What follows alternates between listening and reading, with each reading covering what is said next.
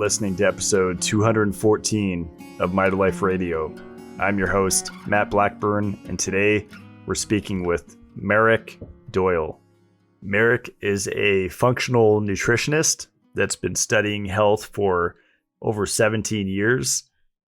And if you're used to playing podcasts at 1.5 or 2x speed, I would be very impressed if you're able to do that and keep up, because he goes a mile a minute.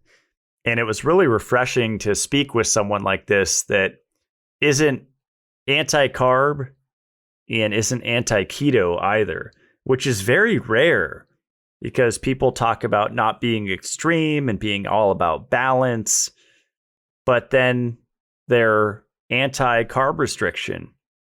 Whereas Marek shares situations where that could be extremely helpful for people, and how carb cycling could be extremely helpful for people, and even potentially high carb in certain situations.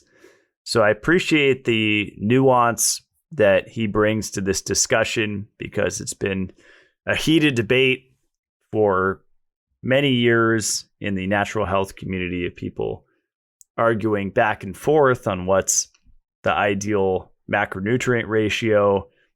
And I think it's different from person to person.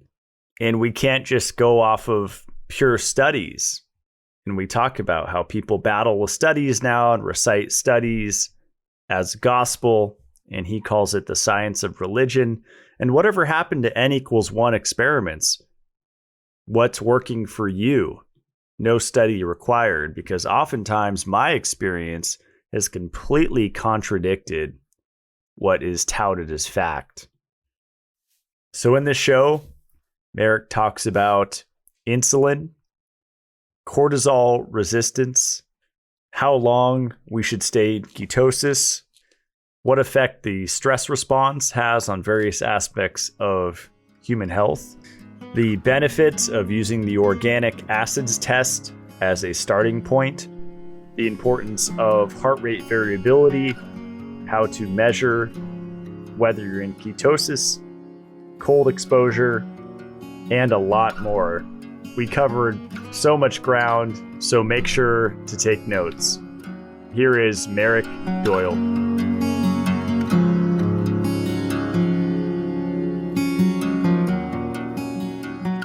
All right, we are here with Marek Doyle. Welcome to the show. Thank you very much. Nice to be here. Yeah.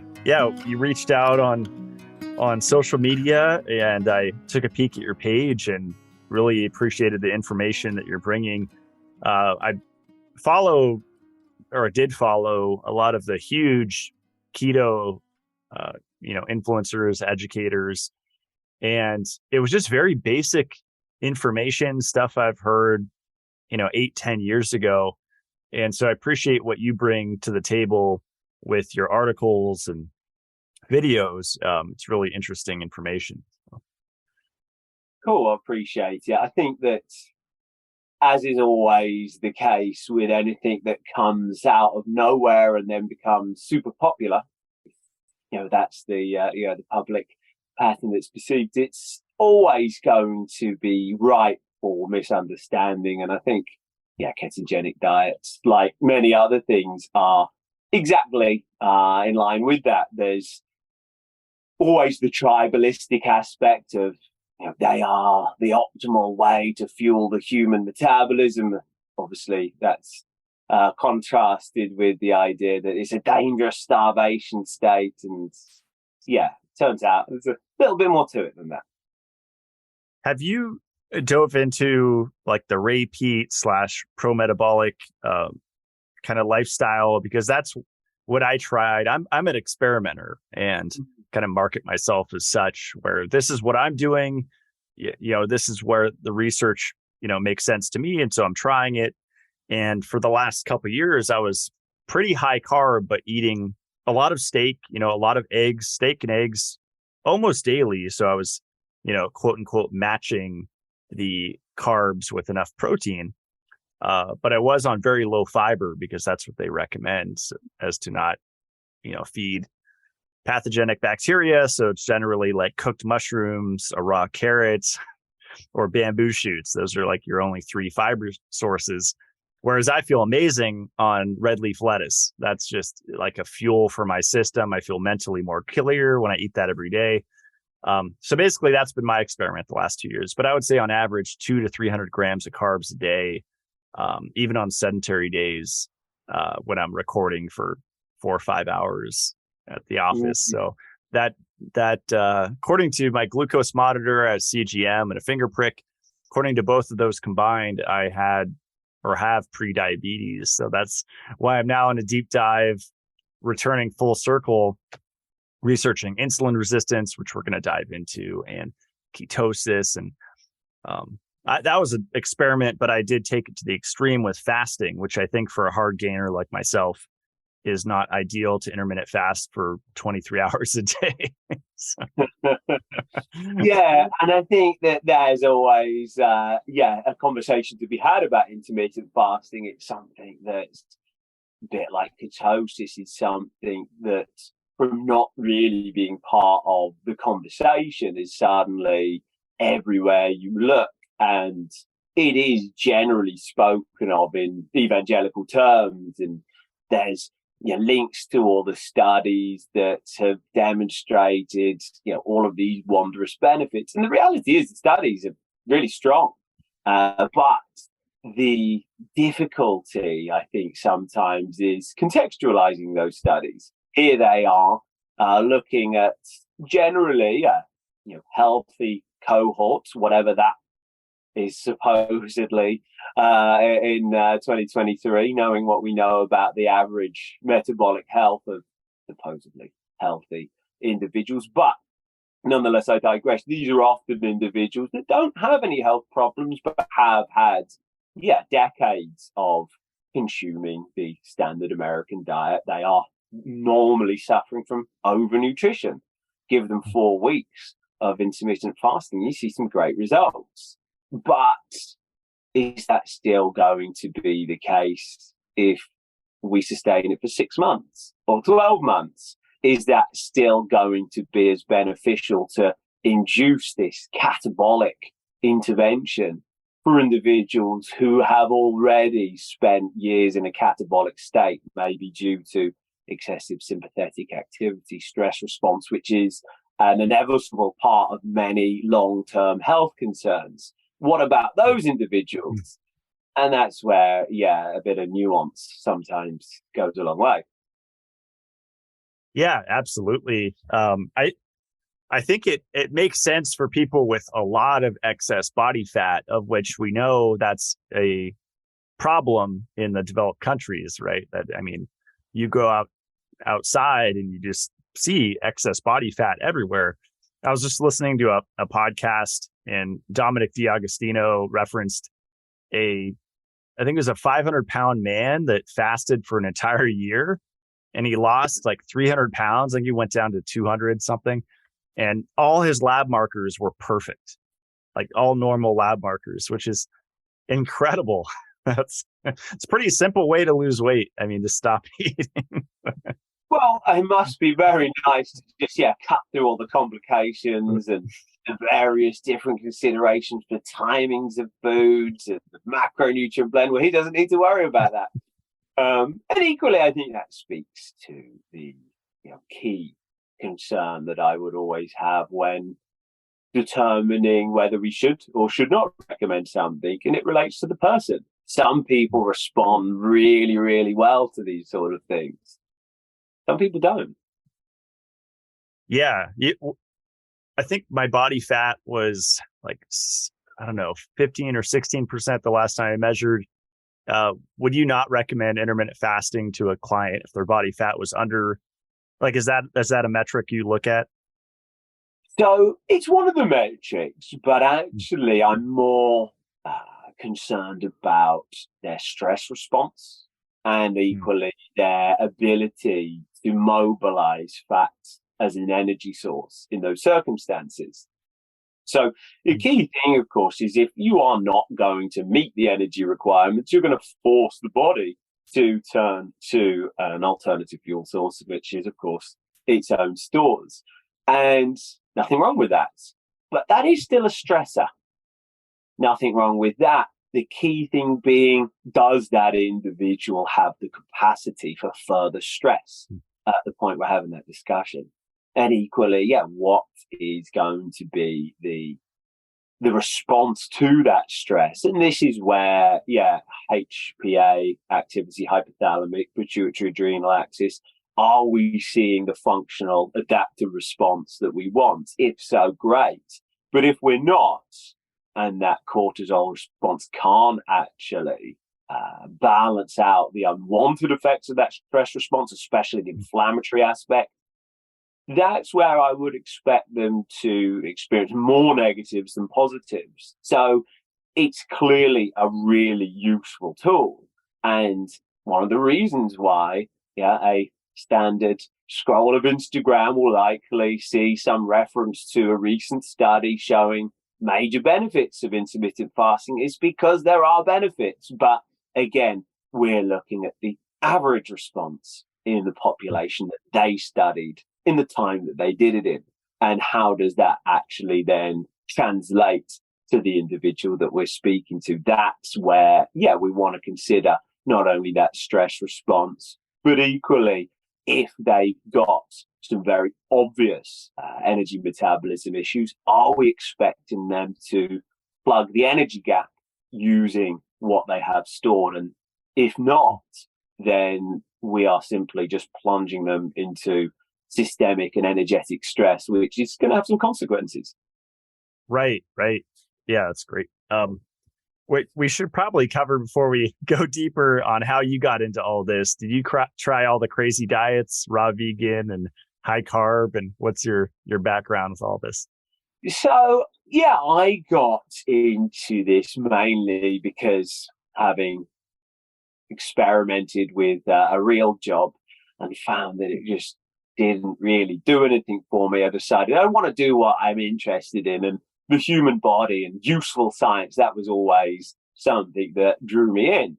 So, I was working primarily with strength and conditioning with athletes in the early days. So going back from 2005, that sort of time, and found that, there was really good results I was now getting especially when it came to fat loss.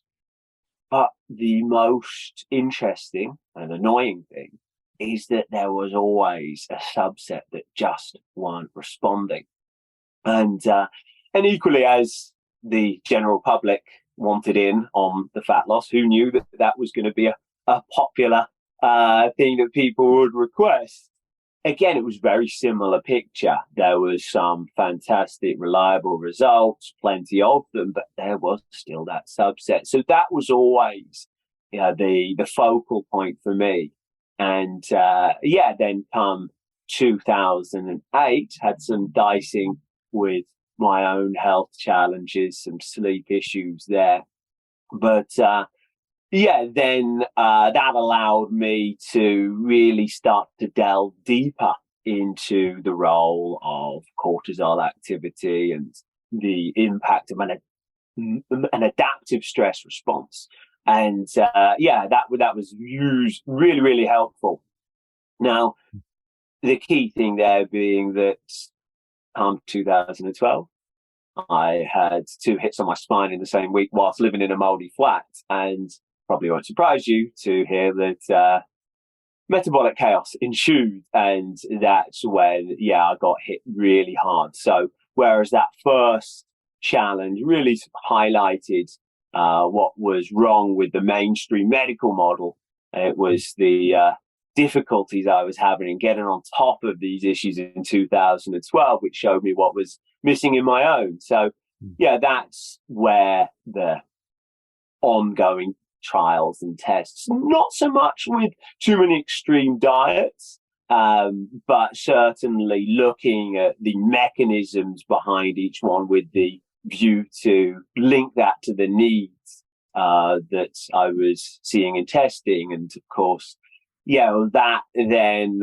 highlighted all the various avenues that, interestingly enough, would sometimes work for me and not for others, or vice versa, which of course is the whole concept of personalized nutrition, which is what I've really pursued for the last decade and a bit.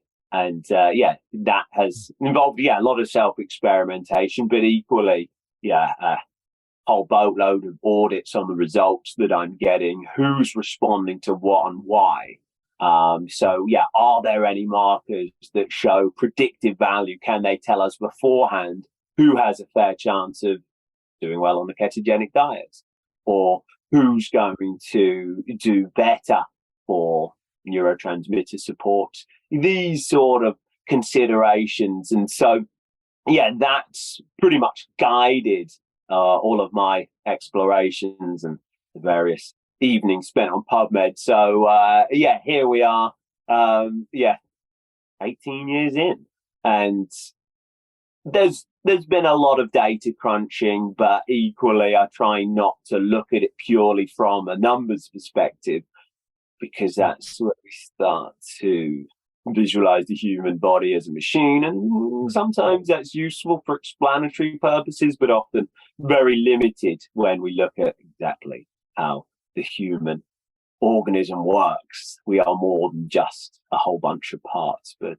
Yes, there has definitely been a big aspect of needing to find the solutions for myself. But I've also accumulated my fair share of those test results and the responses to help build a pretty detailed model of the human metabolism, mainly to answer one question: what should we do, and when, and with who?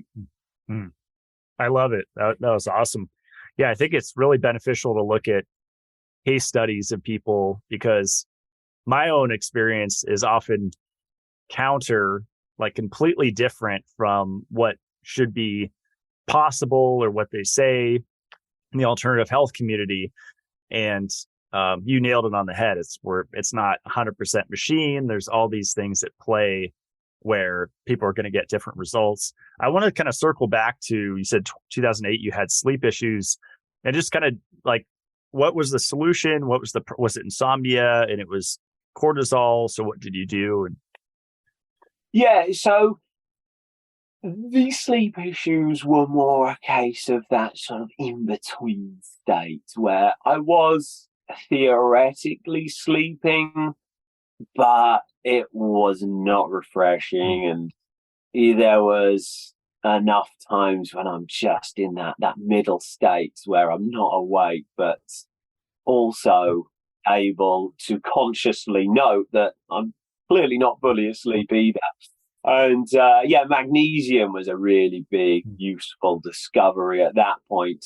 The sort of thing that made me think, why is this something that I'm discovering now, given its effect not only on sleep, but also muscular relaxation, energy production, hydration, and all those other things that we associate with magnesium, but also licorice root too.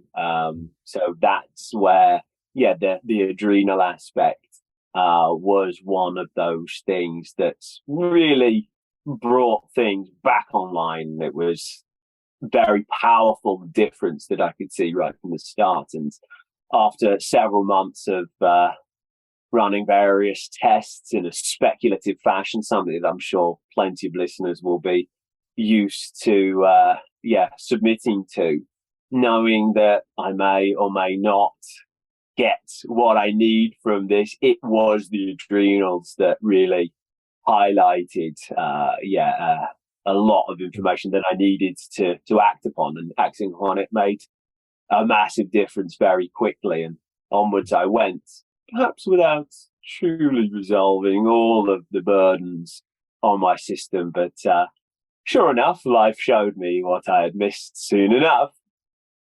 Yeah, it's interesting with the electrolytes, because I feel like I had been under-consuming them, probably under-consuming every nutrient that I'm taking now for the first 3 decades of my life. Looking back at what I was eating, I wasn't getting that and zinc and iron and all these important nutrients.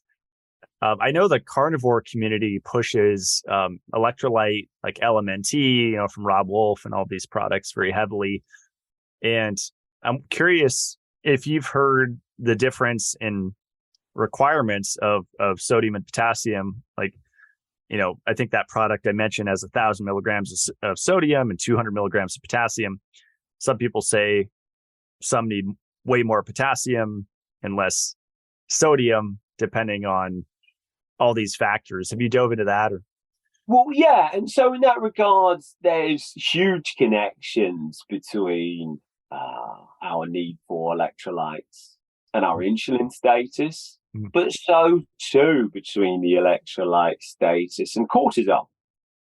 So I should be specific there and label what I'm talking about, which is mainly cortisol activity. So not just how much you're producing, but also how well is your system acting upon that. So this is cortisol resistance, something that occasionally gets a passing mention and yet can have such major effects on how we go about life and how resilient we are to the daily stresses that we encounter, but also should have a huge impact on how we interpret test results and act upon them.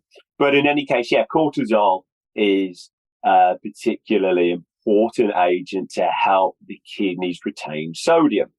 So if either the production is disturbed or more likely the action at cellular level is impaired, then we're going to lose sodium more freely than would otherwise be the case. And you can go some way to compensating for that by simply upping the sodium intake. But it is something of a compensation. It's something of a losing battle. And we're not likely to see the adequate retention of sodium until, of course, we've addressed what's behind that, which, of course, means tending to the cortisol issues. So, yeah, cortisol, really big deal there. But equally, insulin. Insulin helps the kidneys retain both sodium through its helpful effects on producing aldosterone, but also directly in terms of helping it retain potassium. So also helps potassium move into the cell. People think insulin is all about the glucose, and obviously that's a pretty big deal. But yeah, the insulin plays a big role in pushing potassium into the cell, which is where we're going to see the biggest effect on our actual potassium status. So yeah, that's where if insulin resistance is rearing its head, then we can quite often see difficulties in retaining those fluids. Very, very relevant when somebody goes from a moderate or higher insulin diet, standard Western diet, for example, to one that does not require higher levels of insulin, such as the ketogenic diet. And in those circumstances, should there be any insulin resistance, well, we're certainly going to see it present, at least in those first couple of weeks as the body starts its journey of adjusting. And that's where the advice that's so commonly put out that we need to prioritize the electrolytes in those early days is absolutely spot on. And most people will find that they will need to do that if they want to avoid being on the hour every hour for the entirety of the day. Awesome. That was great. And just kind of taking a step back and defining insulin, I know I often hear it referred to as like a car that delivers glucose into the cell. That it's like the most basic understanding of it. Yeah, and essentially it is a metabolic signal to tell the cells open up and take these goods. And the goods, of course, are in the form of glucose. So, yeah, pretty important factor, not only to get the energy in there, but equally because it provides contextual cues to cells and organ systems. It tells them what they should be doing right now, whether that's fat cells to store fat, to sponge it up so that the circulation isn't overloaded with more energy than is appropriate, or, of course, in its absence, to let the cells, those same fat cells, know that it's time to release that fat to help plug that shortage between meals. So, big impacts on the liver in terms of, is it going to produce more fats from this excess of glucose that we've got as a means of not only protecting ourselves from hyperglycemia, but also to ensure that we've got a usable fuel source. We don't waste that energy. So, pushing sugar into the cells is a really important thing. But equally, just as important is that signaling effect, the contextual cues to tell organ systems what they should be doing and when. That's awesome. Yeah, the last couple of years, I was under the impression that we didn't want to increase free fatty acids in the bloodstream because that would suppress our metabolic rate and cause all of these downstream negative effects. But I've been looking at these different studies, and the longest lived animals have the slowest metabolism. And so there's this there's this argument that we want to get our metabolism high and we want to get our thyroid function or T3 high and everything, at a, relatively high level. And I found studies that people that have lived a long time actually have low T3. And I know there's different ones, are reverse T3, and there's, thyroid is very complex. But it's just really interesting that there are a whole bunch of people that think that they understand, the overall picture with longevity. I think if you want to live fast and die young, then eat, 300 grams of carbs a day. If you want to have a super fast metabolism, then you won't live as long, generally. Well, and it is interesting because there's far too much evidence to ignore when it comes to the idea of caloric restriction helping longevity. We would speak of the excess methionine or indeed methionine restriction to help sustain lifespan, which of course in itself is a complex issue because we should also talk about glycine balance and all of that. We probably won't go there right now, but there's definitely a very important principle that underscores all of that conversation in regards to, do we want to live longer or do we want to live better? Because there is definitely reason to expect individuals who are persistently under consuming calories will indeed live longer. They essentially will die slower, but everything will be slower. The body is having to compromise what it's doing with its energy, where it's investing that energy. And so, it does definitely seem like a valid, if somewhat flawed strategy to live longer. But do we want those extra 3 years if it means decades of being foggy, cold, pissed off, and unable to ever capture that get up and go that helps us actually enjoy life? Not for me, thanks. Mm-hmm. Yeah, it's interesting. I'd like both. It's interesting. The last, I would say, 3 months, and I still have to get a lot of different tests, which we'll talk about. I have an at-home HbA1c test, and I know there's people that say that's not an accurate reflection of, prediabetes and stuff. But my extremities actually got warmer, restricting carbs and, slowing my metabolism. And I have more mental clarity and more testosterone, it feels like, and more energy, and I'm getting more done. So it's kind of like the opposite that I've been hearing from a lot of people, that if I cut out carbs to less than 30 grams, I'm going to shrivel up and, not be productive. I've been more productive than I have in a long time the last couple of months. So it's interesting. But then this is exactly it. So it's definitely the case that somebody who is restricting carbs is going to force their system into making changes to maintain availability of glucose to the brain, which comes the priority in those circumstances.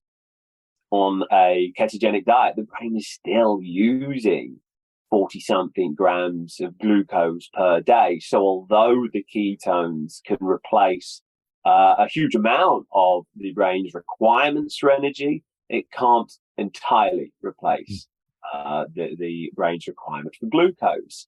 And so this is where, we see the body do exactly what evolution has equipped it to do and generate physiological insulin resistance so that the muscles and other organs don't actually deplete this dwindling supply of glucose, and thus it's available to the brain.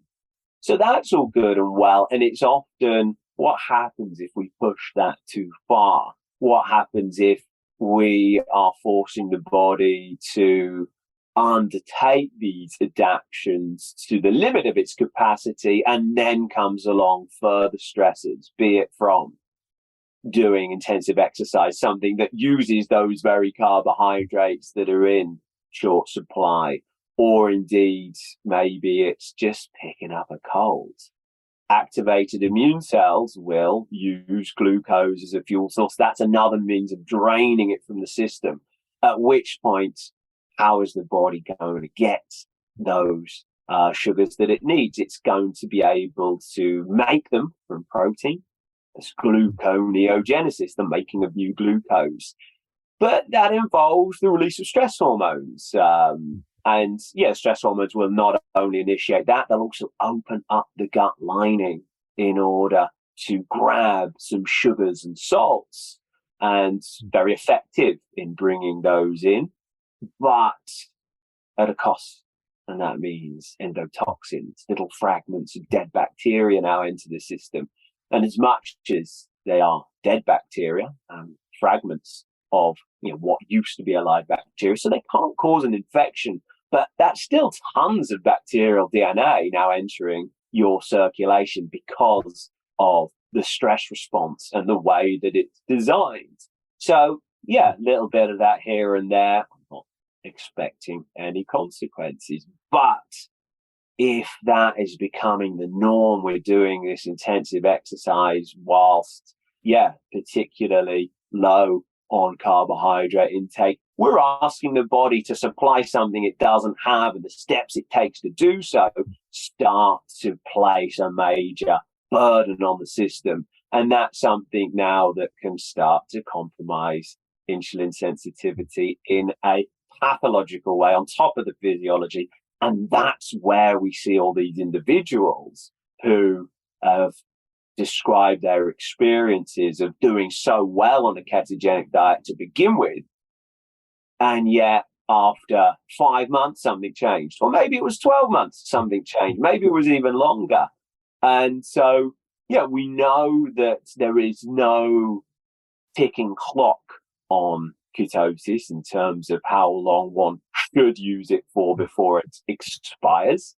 And yet we know it's so common that the longer people go with it, the more likely they are to run into those challenges whereby, we see all the signs of low energy availability, or should I say the body's adaptations to low energy availability, less testosterone production, less T3 formation, reduced investment in digestion and detoxification in the prefrontal cortex, which is vital for our thinking capacity, our ability to conduct executive functions, learning, planning, timelining, and also just feeling good.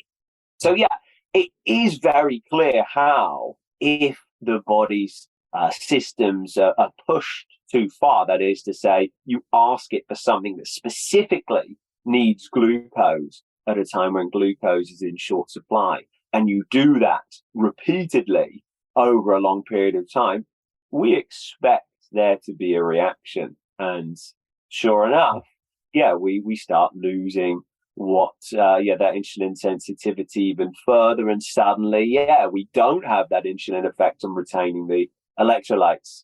We start peeing all the time. We start getting palpitations. We lose insulin's effect on all the positive aspects, like glutathione production being a good example, which starts us on a bit of a self-perpetuating cycle. When you don't have the glutathione, you can't control oxidative stress. That drives even further pathological insulin resistance. Another self-perpetuating cycle with the testosterone issue. Testosterone is such a useful anti-inflammatory, something that is very rarely discussed, and yet there's great studies that show it's powerful enough to actually reverse rheumatoid arthritis in a number of individuals. So it's a big deal on that. You lose that, you're going to get more inflammation. More inflammation means more oxidative stress, and that means reduced insulin sensitivity. And this is why people run into those problems. But conversely, what if they are experiencing mitochondrial challenges that the ketogenic diet can sidestep? And it just so happens the most common two mitochondrial challenges are indeed something that the ketogenic diet can sidestep. So that's where we see the opposite. And people go from that state I've just described, which is not specifically a long-term ketosis syndrome. It is a low energy adaptation syndrome. And of course, long-term ketosis is one way that can bring it on. But yeah, people can start there because they're not sourcing the cellular energy they need from a carbohydrate-based diet. And they may be in that cohort of individuals who do really well on a ketogenic diet, and suddenly they have better energy availability than before, enough to start investing in these things. And thus, yeah, we see more testosterone, we see better antioxidant status. And that's partially because of the energy, but also some of the cellular mechanics of ketosis involve the induction of that antioxidant response. So, yeah, plenty we can unpack there, I guess. That's great. Yeah, I like that you said there's no set time on how long someone should stay in ketosis, because I've heard of people being in it, with pretty much zero carb for, years, 10 years. And, supposedly I don't live with them, so I don't know exactly if they're cheating or whatever. We never know. But it's so interesting how we're different like that, because I guess my question is, if we're deriving glucose via gluconeogenesis and, utilizing our fat stores and fatty acids to make glucose, and is that just if we run out of fatty acids or we're low on them? Is that when we start running into issues that you explained? Or? So this is where we can see mechanistic understanding play out, but we should be aware that there is still some questions that are yet to be answered, mainly because we just don't have any trials of individuals where we take them to their breaking point and see exactly how it panned out. But certainly, accumulating the test results, the data, the before, the after, from dozens upon dozens of individuals who've gone through that, looking at the patterns that we just see from discussing people's experiences. It is clear that if there is already that physiological insulin resistance in play, which we're very happy with, does a great job of essentially distributing the glucose to the one place that truly needs it. Well, yeah, that's all good and well, but what happens? Should we then actually force the system into finding more? And this is where the stress response, I think, is hugely underrated. It's massively under-discussed in these conversations because it has such a massive impact on a whole load of the zones that are so crucial when it comes to energy production, energy signaling, antioxidant status, inflammation, and all of that.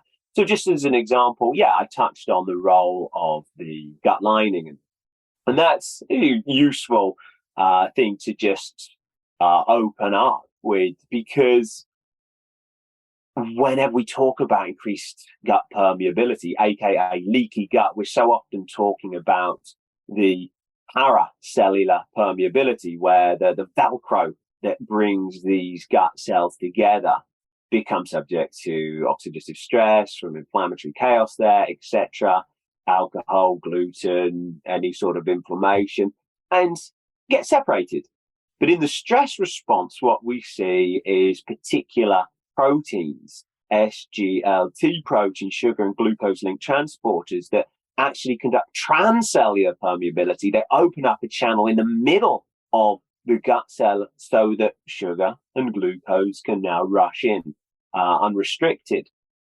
But that, of course, is another means through which those endotoxins can get into place. And that's going to mean all of that interaction between the bacterial DNA and the immune system. We're going to see a pretty potent immune response, one that's characterized by excessive production of nitric oxide, a chemical that is not a problem when produced in the right places in the right amounts, can help with circulation, and often that's the context with which we talk about it. But excessive production by the immune system will often see competition with oxygen.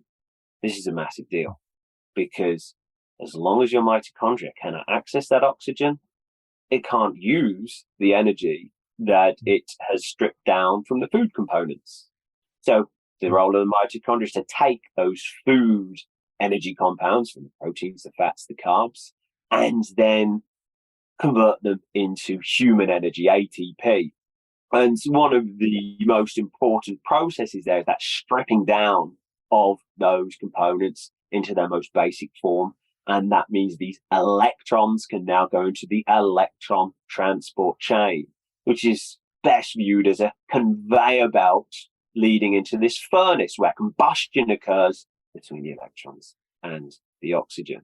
Now, the only reason I'm diving deeper into this is because it is so relevant for mitochondrial function in general, but also because of the impact that that has on oxidative stress and insulin sensitivity. Now, how does that happen? So if you have a lack of oxygen, that furnace has to slow down. And that means we get this backing up and stacking up of all of these highly reactive energy compounds, which of course we don't want tons of them in this one zone. If that's allowed to continue without further intervention, we're going to see massive amounts of reactions, damage to the mitochondria. And yeah, if enough of those are damaged, then the cell's going to die. If enough cells die, the organ's going to die. It's not going to go well. But unfortunately, evolution has equipped us with a great means of avoiding all of that.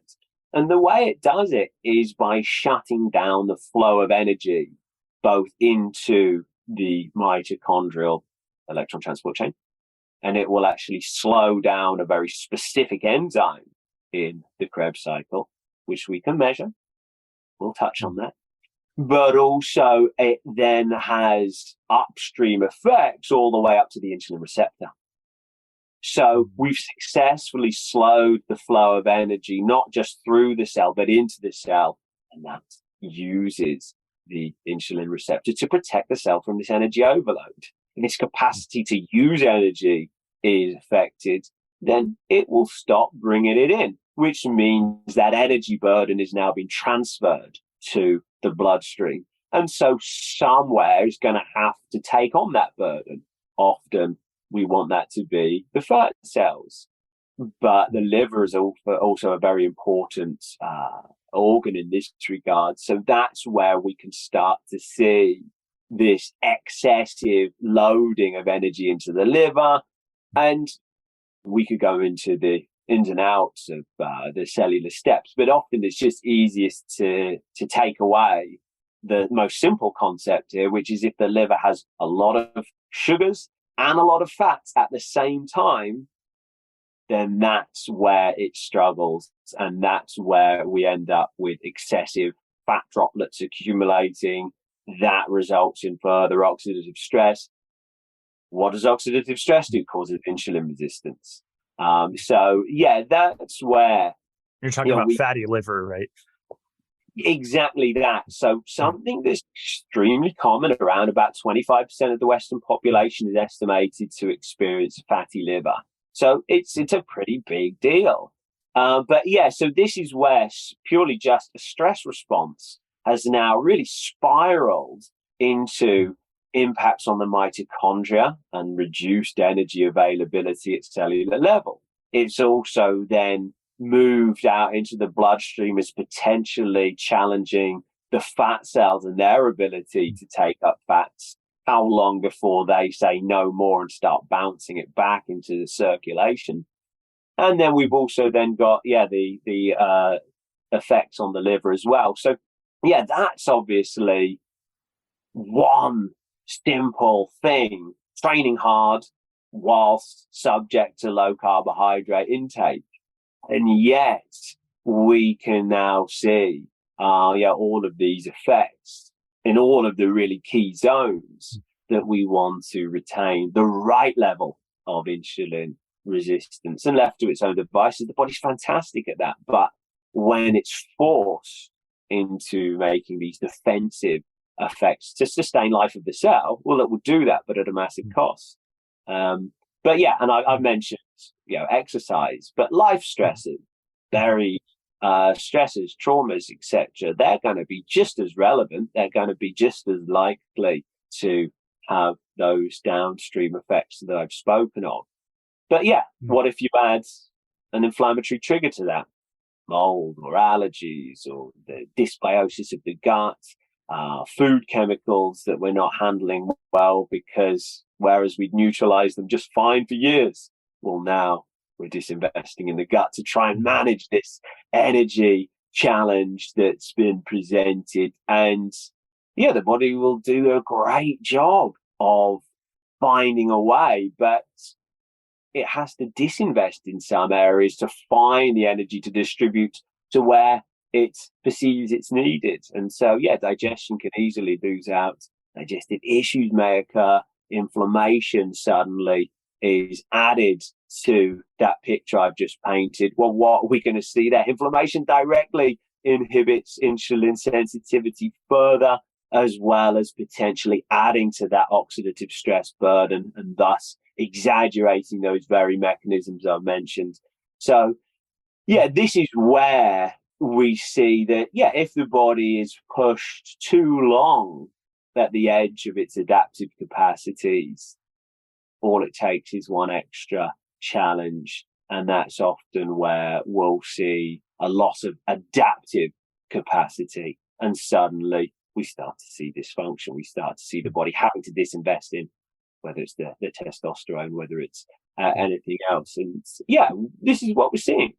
That was awesome. So I guess my question is, how does someone know or figure out how often to cycle carbs? It's funny because when I first heard about ketosis, I don't know what it was, a decade ago or whatever, there was nobody talking about reintroducing carbs. It was, you can go zero carb for an indefinite period of time.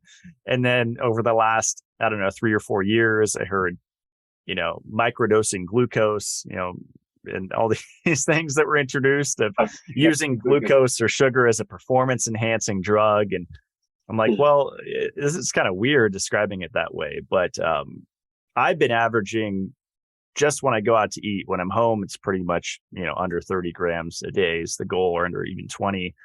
But when I go out to eat, it's kind of anything goes. And that has been averaging like twice a week, which seems to be working for me pretty good. But according to my glucose monitor, I'm still having giant spikes. It's just, they're not as prolonged as they were 3 months ago, which is a factor, right? And I know CGM, you probably looked into it, but there's, it's interstitial, which there's a delay, right, of 20 minutes after you eat. And so it's not apples to apples with a finger prick reading, right, of glucose. So yeah, and in that regard, there's always going to be a need for context when we're looking at CGMs, because the spike is not the problem. Spike can provide a whole load of benefits in regards to, giving your system that permissive signal, whether it's in the production of increased glutathione. That would be a great example. Insulin can help with a lot of anabolic functions, and that's where brain health is often so much linked towards the fasting and the ketosis and anything that will induce autophagy, something that is obviously clearly lacking in a population that on average eats 300 to 400 grams of carbs, not just on one day, but every day of their life. So of course it makes sense why we would see the most dramatic benefits in those cases. But of course, we're seeing a bit of a phase shift where a lot of the so-called influencers are now several years into their journey and have actually thought, well, hang on, I don't feel as good as I did last year. Maybe I should try bringing in the carbs. And so, yeah, I think we're seeing some really interesting discussions there. Of course, a lot of the discussions will always end up being limited by that human tendency to label something as good or as bad. So, yeah, this is where we see people become obviously very tribal and disappointed with their exalted leaders when they say, well, actually, I'm experimenting with something else. And turns out this experiment's working really well for me. They feel like they've been shortchanged in some way rather than actually recognizing the benefit of people who are willing to rethink what they had previously concluded, to trial things and observe their responses and then go ahead and share them. But of course, yeah, with that, it does feel like we're in a season of people almost disavowing ketosis, which is an interesting place to be in that, yeah, it's a sign of the times. And I think that what I'd love to see is these conversations used to genuinely inform us of the pros and the cons of eating in any particular way, and an opportunity to understand why. Why is it happening? Because once we know that, and we can start tracking it, and we can actually start answering the most important question: is this going to be suitable for me? And what can I expect if I was to introduce this intervention? Yeah, a lot of the memes that I used to believe and that I still see rampant. I mean, these are giant influencers with 500,000 followers that are putting out these memes like ketosis is extreme. It's not balanced. We should never restrict any macronutrient ever because our body needs balance, quote unquote. But when I look at my CGM or my finger prick, let's just say finger prick, which is more accurate, and my blood glucose is over 100 after I've been fasting for 10, 12 hours, to me, that tells me that something's not right and that my body's out of balance. So does eating a balanced diet, is that going to reverse that prediabetes or make it worse? So well, exactly. And I think obviously, you mentioned that key word, should. We should or should not avoid certain restrictions. And I think as soon as we start talking about what we, the entire population, should or shouldn't do, we're talking about ideals. And, in that regard, we should be able to feel fantastic on a carb-based diet and a fat-based diet. Should being the operative words. The key thing is actually, well, will we or will we not feel better on that? And that's where, we need to recognize that the average human being in our society is not actually doing that well. I'm sure other guests at some point may have referred to that 2018 study, which showed that 88% of the US population has at least one marker of poor metabolic health. In other words, based on just a relatively basic set of tests, only 12% can actually claim to be healthy. So this is our starting point, and perhaps it's best we don't try to encapsulate how we got here, because that's a whole conversation in itself. But food quality, sleep length and sleep quality, stress levels we're under, the environmental contaminants, the antibiotics from a young age, the sunlight we get in, and I'm undoubtedly missed out a fair few important ones there. But there's a number of reasons why so many people are experiencing the issues that they are. But equally, we need to recognize that as somebody who asks every single individual who comes to see me to take an organic acids test, well, we get to see that you place the same individuals into the same stressful system, they're going to come away with a whole different multitude of different issues. And often the symptoms can be remarkably similar. And the symptoms are often driven by a combination of issues with energy, inflammation, and stress. Now, how does that manifest in the individual? What flavor of problems are they going to get from that? That's an important question to us. But so too, well, what specific pathways are going to be key in John and his inflammation versus Julie and hers?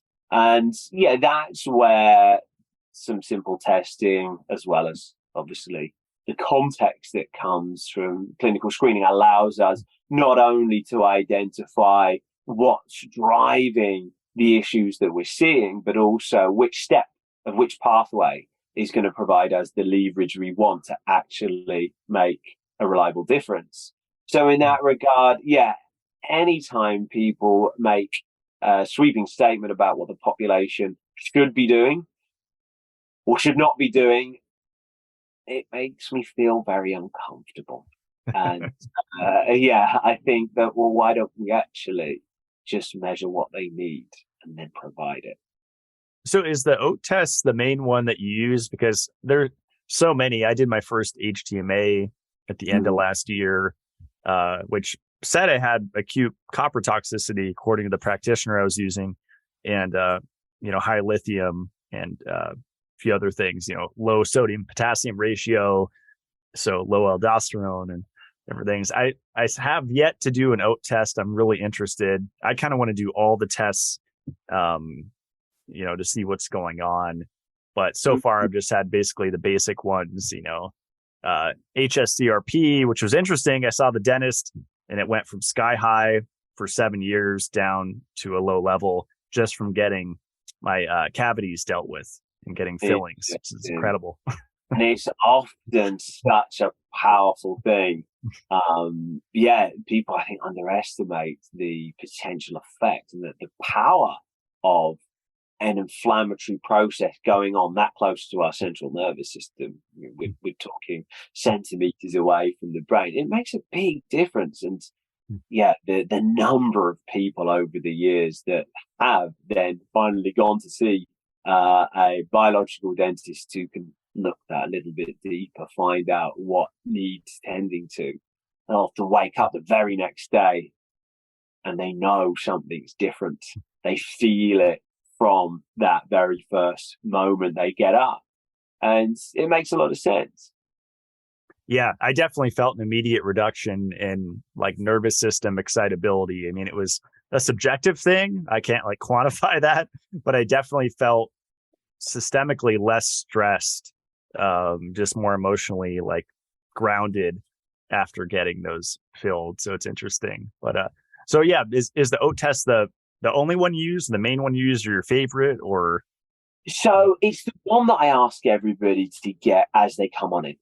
Mainly because whenever I would otherwise be looking to build a map of what's going on for any one individual, of course, we're going to have a whole load of questions. I mean, the key thing is that you go to the thyroid lady and she will make a very rational and sensible assessment and justify why the thyroid can be blamed for every single one of the issues that we're seeing.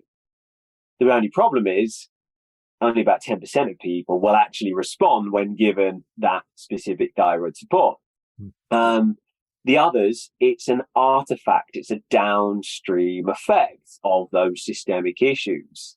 And conversely, maybe you go to the SIBO guy and he puts forward a very eloquent and intelligent layout of how SIBO is actually responsible for all of the issues that we're seeing. And it makes sense. Again, it's rational, but only 10% of people will actually respond to that. And this is where, when you see any individual who's had a metabolic burden placed on them for a long period of time, and that is the majority of the individuals that I see, the majority have been around the houses, have seen a whole ton of different individuals, different specialists, and haven't actually got anywhere. And most of the time it's because all that they have actually been given recommendations for is protocols. And there's not anything actually wrong with those protocols. They're often very well thought out. They often make a whole lot of sense. The problem is that the individuals very rarely have a fair chance of responding because we're picking up on artifacts of these central issues. And anyone's system goes down, it's going to pull the others with it. If you lose that adrenal activity that we're after, the cortisol activity, something that's so important to stabilize us in the midst of stress, maintain control of any inflammatory cascades that might otherwise amount, make sure the conditions in the mitochondria stay fruitful and maintain neurotransmitter balance. All of these things, it's a really big deal. It also helps regulate thyroid activity. It helps maintain the basic metabolic functions in various different immune systems. Massive deal. So you lose just that one key feature and you will automatically see a whole host of imbalances elsewhere. But they're secondary. They are actually just, they can be contributing as well. But until in that individual, we trace it back to what is actually driving the issues for them, they're not going to have a fair chance. Equally, we want to consider the impacts on the central nervous system, specifically that autonomic tone, sympathetic versus parasympathetic, mobilized versus demobilized. If you haven't got the energy you want, if it's not being invested in the pathways we're trying to manipulate, what hope do we have of getting the result? And so that's my long-winded way of saying the organic acid test helps to identify what is an issue, what's not the issue, what might be the issue.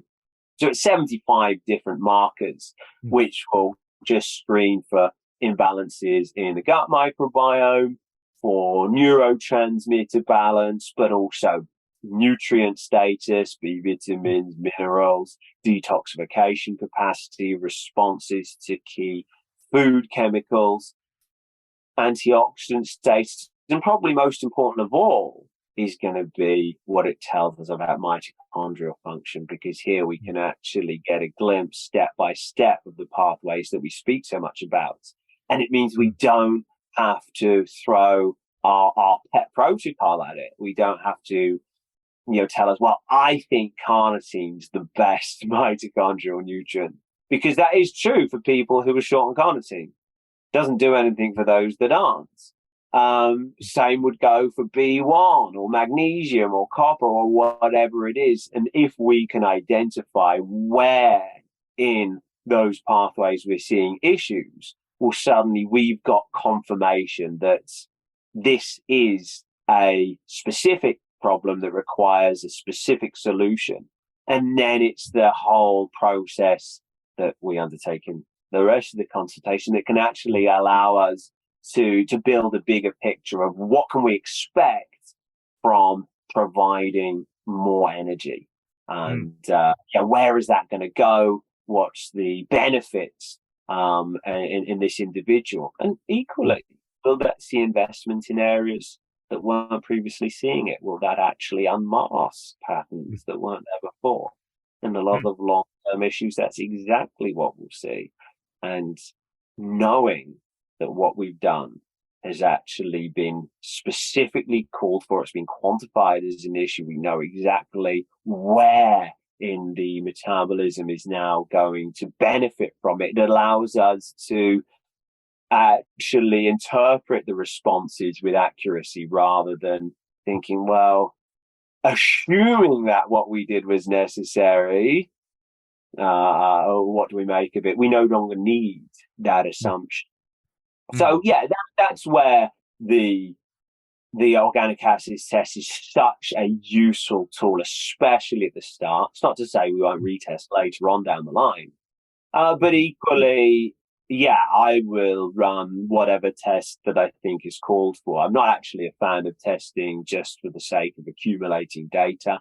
I only really want to do it if it's going to have a material impact on what we then do next. But yeah, I'll run a lot of blood counts and alongside that copper and iron. Equally adrenal stress profiles, a lot of stool tests, hormonal panels, both blood markers, but also Dutch tests too. Very, very useful. I like both of those. Sometimes one is more appropriate for different circumstances. But yeah, thyroid panel, fatty acids, which I think is massively underused test, get so much information about that. Vitamin D pathway, not just what's in storage, but actually what's going on in the pathway that vitamin D flows through, methylation, intolerances. I mean, yeah, there's a long list, but perhaps the single most important test that I would do is not via the lab, and that's heart rate variability on an ongoing basis. So it again just tells us, is the body mobilizing its energy stores? Is it demobilizing? That sympathetic response versus parasympathetic. Interesting. I had a friend that wrote a whole write-up on why HRV was not a reliable marker because it differs so much with people. And she was kind of breaking down the clinical research as not being accurate. What I've noticed in myself, it's an interesting topic because I have tons of HRV things here. There's like the vibrating wrist thing, the Apollo Neuro. I have that. And I have like the Sense8, which vibrates on your chest. And supposedly both of them have been shown to increase HRV. I have the Aura Ring. And historically, I've noticed my heart rate variability is very low. And talking with several of my friends, some of them have HRVs well above 100. Mine's never been above 100 ever since I've ever measured it. I'm starting to wonder if it is an individual thing because I've heard that some people they just have low HRV and there's nothing bad about that or yeah. So I have a few things to contribute here. So I think heart rate variability is one of the most useful tools that we have just because of what it tells us. But equally, I think it's so important to point out some really common misunderstandings. It's clearly the case that more and more people own an Oura Ring, and there's plenty others who are using different devices, especially the phone apps, which use the exact same technology. It's essentially the Oura Ring is a little camera behind it. But yeah, you can use your smartphone and a suitable app, and you can measure the heart rate variability. And that's a very easy, convenient, cheap way to get this valuable data. Now, why is it so valuable and why is there so much confusion as to the way we interpret those figures? So, firstly, what it tells us is, that balance between sympathetic and parasympathetic. And the key thing there is this is the net sum of an equation. And this is the equation of energy security. Energy security and stress should always be considered the same thing. What is stress? It's a circumstance whereby the system needs more resources than it currently has. And what is the stress response? It's the physiological shift that occurs in order to bridge that gap, to balance the scales. And so to just unpack that a little bit, I think it's really helpful to just consider this as a simple equation because it actually is a lot simpler than we think. Our body, specifically our hypothalamus and our vagus nerve, but our system's constantly measuring how much energy do we have and how much energy do we want. How much energy we have can be calculated by the actual energy that's produced in the mitochondria. How well is that communicated? So that's energy signaling, thyroid, insulin, etc. But equally, how much is stolen by the immune response. And that will determine how much we have. Then, of course, how much do we want? That's going to be driven by physical demands, your workload, exercise. But possibly the most important contributor is the predictions made in our brainstem and our amygdala. So these Pavlovian associations they made between combinations of sensory inputs and the perceived need for energy. So this is where, we learn when we're going to be challenged. We don't always learn accurately. In fact, none of us learn and completely accurately. It's impossible. So this is where if somebody does hold stress, what are we talking about there? We're talking about the patterns that their brainstem and their amygdala, their limbic system, have accumulated through experience. And that's obviously really key and can lead on to a whole nother subject on how to rewire these responses that are maladaptive. And it is through experience. You can't negotiate with these areas. They don't actually respond to cognitive thought or logic or reason. But I digress. But in any case, how stressed are we? What is the demand on our system? Do we overreact to environmental stimuli? That's going to determine how much energy our system wants. And it's mainly predictive because the system cannot and will not allow itself to run out of energy. So if you have this amount of energy, moderate, but you want this amount of energy, high, you're going to need a stress response to meet those demands. And that's going to see your sympathetic nervous system activate in order to do just that, mobilize the energy from storage, but also draw it in through the gut. And that's the opening up of the gut lining that I speak of. So, this is where heart rate variability can tell us exactly how big that gap is, how much sympathetic activity is required in order to meet it. And of course, it's technically measuring parasympathetic activity, but you can't separate that from sympathetic. They work in a seesaw action. But so that's the value. It can't tell you which of those 4 factors we need to focus on. Although, spoiler alert, it's almost always all of them. The only consideration is what's the priority. And that's where we want to work backwards using that data, using the case histories, using the map that we're building in the consultation process so that we can determine, okay, well, yes, we see signs of inflammation, but what's the cause in any one individual? Yes, we see signs of low energy production. That's easy to spot for pretty much any practitioner, but I couldn't tell whether it's a shortage of B2 or whether it's a lack of CoQ10. It's going to manifest in the system in a very, very similar way. So this is where having that data can allow us to start at the start, that the energy equation, and then determine, well, which of those 4 factors do we start with? In any case, that's a value. But what's the biggest difficulty we come into when we're discussing the value of heart rate variability? It is this idea that low figures equal sympathetic dominance, equal mobilized, equal stressed, equals bad. And alternatively, high figures equal parasympathetic dominance, equal relaxed, equal good. And the key thing is that I would plead with people to let's rephrase what we, rephrase the way we discuss these things, because it's all about mobilization or demobilization.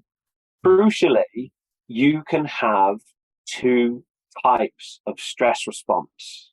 The classic stress response, which is that sympathetic form, highly mobilized, and fight flight is the terms we often coin when talking about it. So that's the stress response we think of when we talk of stress. But you can also have a parasympathetic stress response, which is demobilization. And this is particularly relevant because we see this not because there's no threats that call for our attention, not because there's no challenge there, but because the threat is going to require more energy than we've got. We don't have the resources to engage. So this is that freeze stress response, hibernation, shutdown. And it's all about trying to save energy, which of course takes us back to that energy equation I laid out.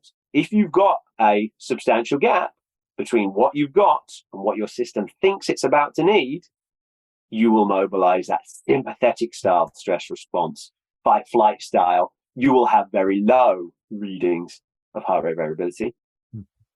Meanwhile, if there is a massive gap, then the system will say, that's too much. We're actually going to sit this one out, play dead, and wait until times are better, till we've accumulated more resources or the danger's past. And that's the parasympathetic stress response. And that's when people have mysterious issues that won't go away, that can't get explained by medical science because they never quite respond the way they should.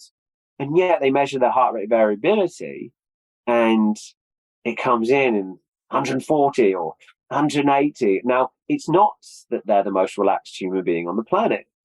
It's actually that we're seeing a distinct pattern, which is very well characterized. This is a parasympathetic stress response, it's a freeze stress response. And that's a very common thing to find in the population that I work with. Now, I can only speculate as to how common that is across the population at large because they don't all come and see me.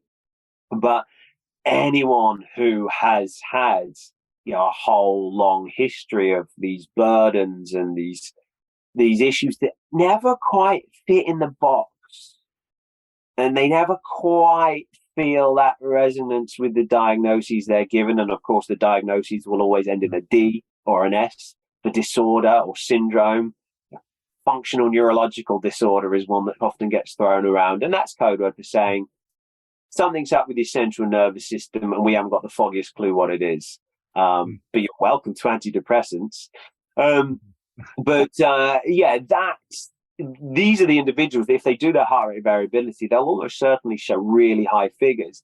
That's where a lot of people say, well, that makes no sense. This is clearly unreliable. And we are missing out on such a useful tool because not only does it give us a glimpse of where we're at and give us the best insight into what the system is trying to do with its energy, but it also allows us to track changes as we go. That is to say, okay, having brought in the mitochondrial support, what did that do? Okay, having changed the diet round, either for avoiding inflammatory triggers or indeed for changing the energy supply, what did that do? We've changed the sleep cycles. You're now getting outside, you're getting sunshine. What did that do? We can actually quantify that because although heart rate variability is not specific, it is very sensitive. So we get to know, has the system benefited in the way we want?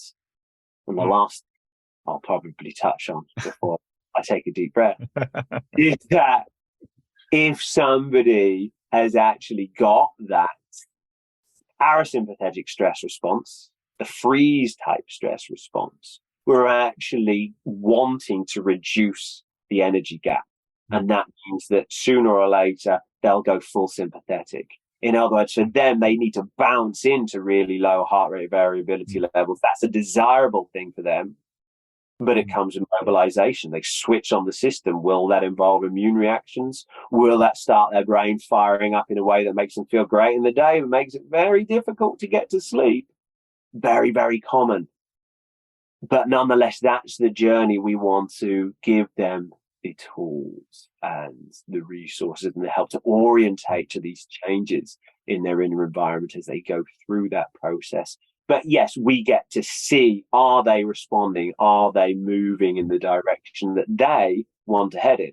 For other individuals who are already in a pretty pronounced classic stress response, that sympathetic style with low figures, we just want to see that rise as per most people's expectations. So I hope that clarified some of my thinking on what is, I think a really interesting area to give us insight. Yeah, that was awesome, Eric. And I'll plug your website at the end because I think your articles are really great. And I just want to say it's refreshing to hear your perspective on these things because the last several years it's just been this one-sided, if cortisol is bad, you need to eat carbs to lower your cortisol. But I like your approach of, keto can work for some people. It's not, and for some people it doesn't work at a certain time, right? So it's kind of finding what works for different people. And you're just shining light on cortisol resistance is really fascinating. Like I pulled up your article and you say the solutions, which I'm all solution oriented. I like the mechanisms, but I'm like, let me get to the solutions. That's what I'm most interested in. What do I do? What do I, help people to look at? And you mentioned there licorice root, which you mentioned at the start, rhodiola, Korean ginseng, and phosphatidylserine, which is funny because I've been just started taking that last one for the last, 3 to 6 months. And I actually feel a huge boost. My older brother is a big board gamer. And whenever I fly down to see them, we're always playing these board games. And I was just there a couple days ago and he had this new one for me. And it's kind of like almost like a checkers type, Pente, if you've heard of that game, kind of like that. And I beat him. And I think it was like 3-1 or 3-0. So, and I kind of credit phosphatidylserine and some of these things I've been taking, but it's a great list anyway. So, well, it is always great not only to beat our brothers, but also to have that evidence that something is different here with the cognitive capacity. So, it's as good as an RCT as far as I'm concerned. I love it. There's so many areas we could go into, but I just wanted to mention, because I have listener questions I want to get to also. There's someone called the Glucose Goddess. You probably heard of her. Book is like trending, and she talks about like dressing your carbs by basically timing when you eat the different foods in your plate, and basically fiber first. And I've been experimenting with this and noticing it makes a huge difference. Especially when I was recently traveling, I had almost no fiber and my blood glucose was all over the place, like roller coaster. And when I just have a salad at the start of the meal, it doesn't have to be a giant salad the size of my head, but just a handful of greens, the vegetable fiber for some reason has a huge effect on me. I noticed a dramatic difference, not only in my glucose monitor, but just how I feel, just emotional balance. And looking into these studies, like you mentioned, endotoxin, there's studies that diet rich in soluble fiber protects against endotoxin, and dietary fiber helps glycemic control and insulin sensitivity, meta-analyses on that. So it's interesting that we have these, Stephen Gundry, lectins, and we have the carnivore people, and, Paul Saladino saying only fruits, don't eat plant defense chemicals. My experience is just so contrary to all of that, where I just feel incredible eating raw vegetables, especially leafy greens. Mm-hmm. And I think that's a really important data point. And it sometimes can be difficult for people to remember that the majority of the world do really, really well on fibrous vegetables versus not consuming them. There's a reason why, we have told our children to eat their greens for generations. And people that don't eat them generally don't do as well. But this is, of course, that need to individualize. So, if you have some SIBO issues, you have bacterial overgrowth in your small intestine, you may well find that fiber causes all sorts of physical discomfort in the gut, but as well as all that hydrogen gas that's produced that now challenges your gut lining, allows for the endotoxemia, those systemic inflammation cascades that I mentioned, especially when it now involves the nitric oxide that competes with oxygen and wrecks mitochondrial function. maybe those individuals might want to temporarily avoid the fiber, tend to their gut, and then try again at a later date. Equally, then, yeah, we've got some individuals who are especially sensitive to the food chemicals, be that oxalates, lectins, salicylates, etc., histamines as well. Now, the key thing there is in almost all circumstances, this is a downstream effect of the conditions in the digestive tract, specifically the amount of investment. For example, when it comes to lectins, they can be neutralized by components contained within the secretions that are produced in our intestinal tract. But that's an energy-intensive process. And so if somebody is going to have a sustained spell of energy insecurity, a lack of energy relative to the amount that their system thinks it needs, well, we as humans have an incredible capacity to adapt to this. But in doing so, there's always going to be a cost. And a lot of the stress response is about redistributing those resources. So, yeah, disinvesting in the digestive tract. And that often means reduced production of those very secretions. So suddenly, after years of eating these foods and it never being an issue, now it might be. And of course, for those individuals, doesn't really matter if, a meta-analysis of, massively, hugely powered studies show that vegetables and higher fiber intake is associated with pretty much whatever good outcome you want. And that's often the case because for them, it messes with them. And yeah, that's where we're going to need to understand, well, what's going on for them? What do we need to do now? But that doesn't mean that these foods that contain the lectins or the oxalates or the histamines are bad for them. They're bad for them right now based on the conditions and the challenges that they're currently facing. Now, there's always going to be the individuals, the outliers who find that, no matter what they do, that there's always still some issues. But those are very unusual individuals. There's a ton of individuals I'll see day in, day out who do have issues with food chemicals. But when we take the steps that we need to allow them to have a fair chance of investing in the digestive process, the conditions change, the activity there changes, and suddenly we see that after a short time, giving them a holiday from the inflammatory reactions they are otherwise experiencing, well, now they can reintroduce them and they're all okay. So it is very much a case of, we should always recognize the potential benefits of these foods. And I'm not scared of green leafies. There's a lot of good reasons to consume them.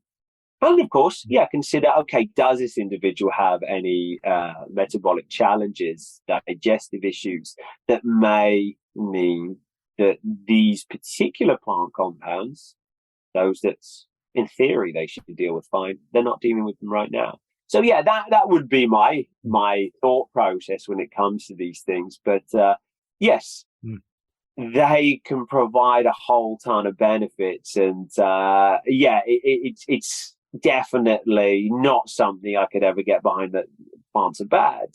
But at the same time, ignoring the frequency at which we see issues in individuals whose digestive process has been subject to some challenges, that would also be a mistake. Yeah, if I'm understanding your philosophy correctly, there is no good or bad. And you actually have an article on, I think the one I have pulled up is cortisol good or bad, but there's a role for cortisol, right? So it's not always bad. And I do feel like cortisol is just demonized as bad. And of course, it is actually understandable why that happens, because you look at study after study, and guess what? The sub-analysis showed the group with the highest cortisol had the worst outcomes, and that applies across a whole host of different concerns.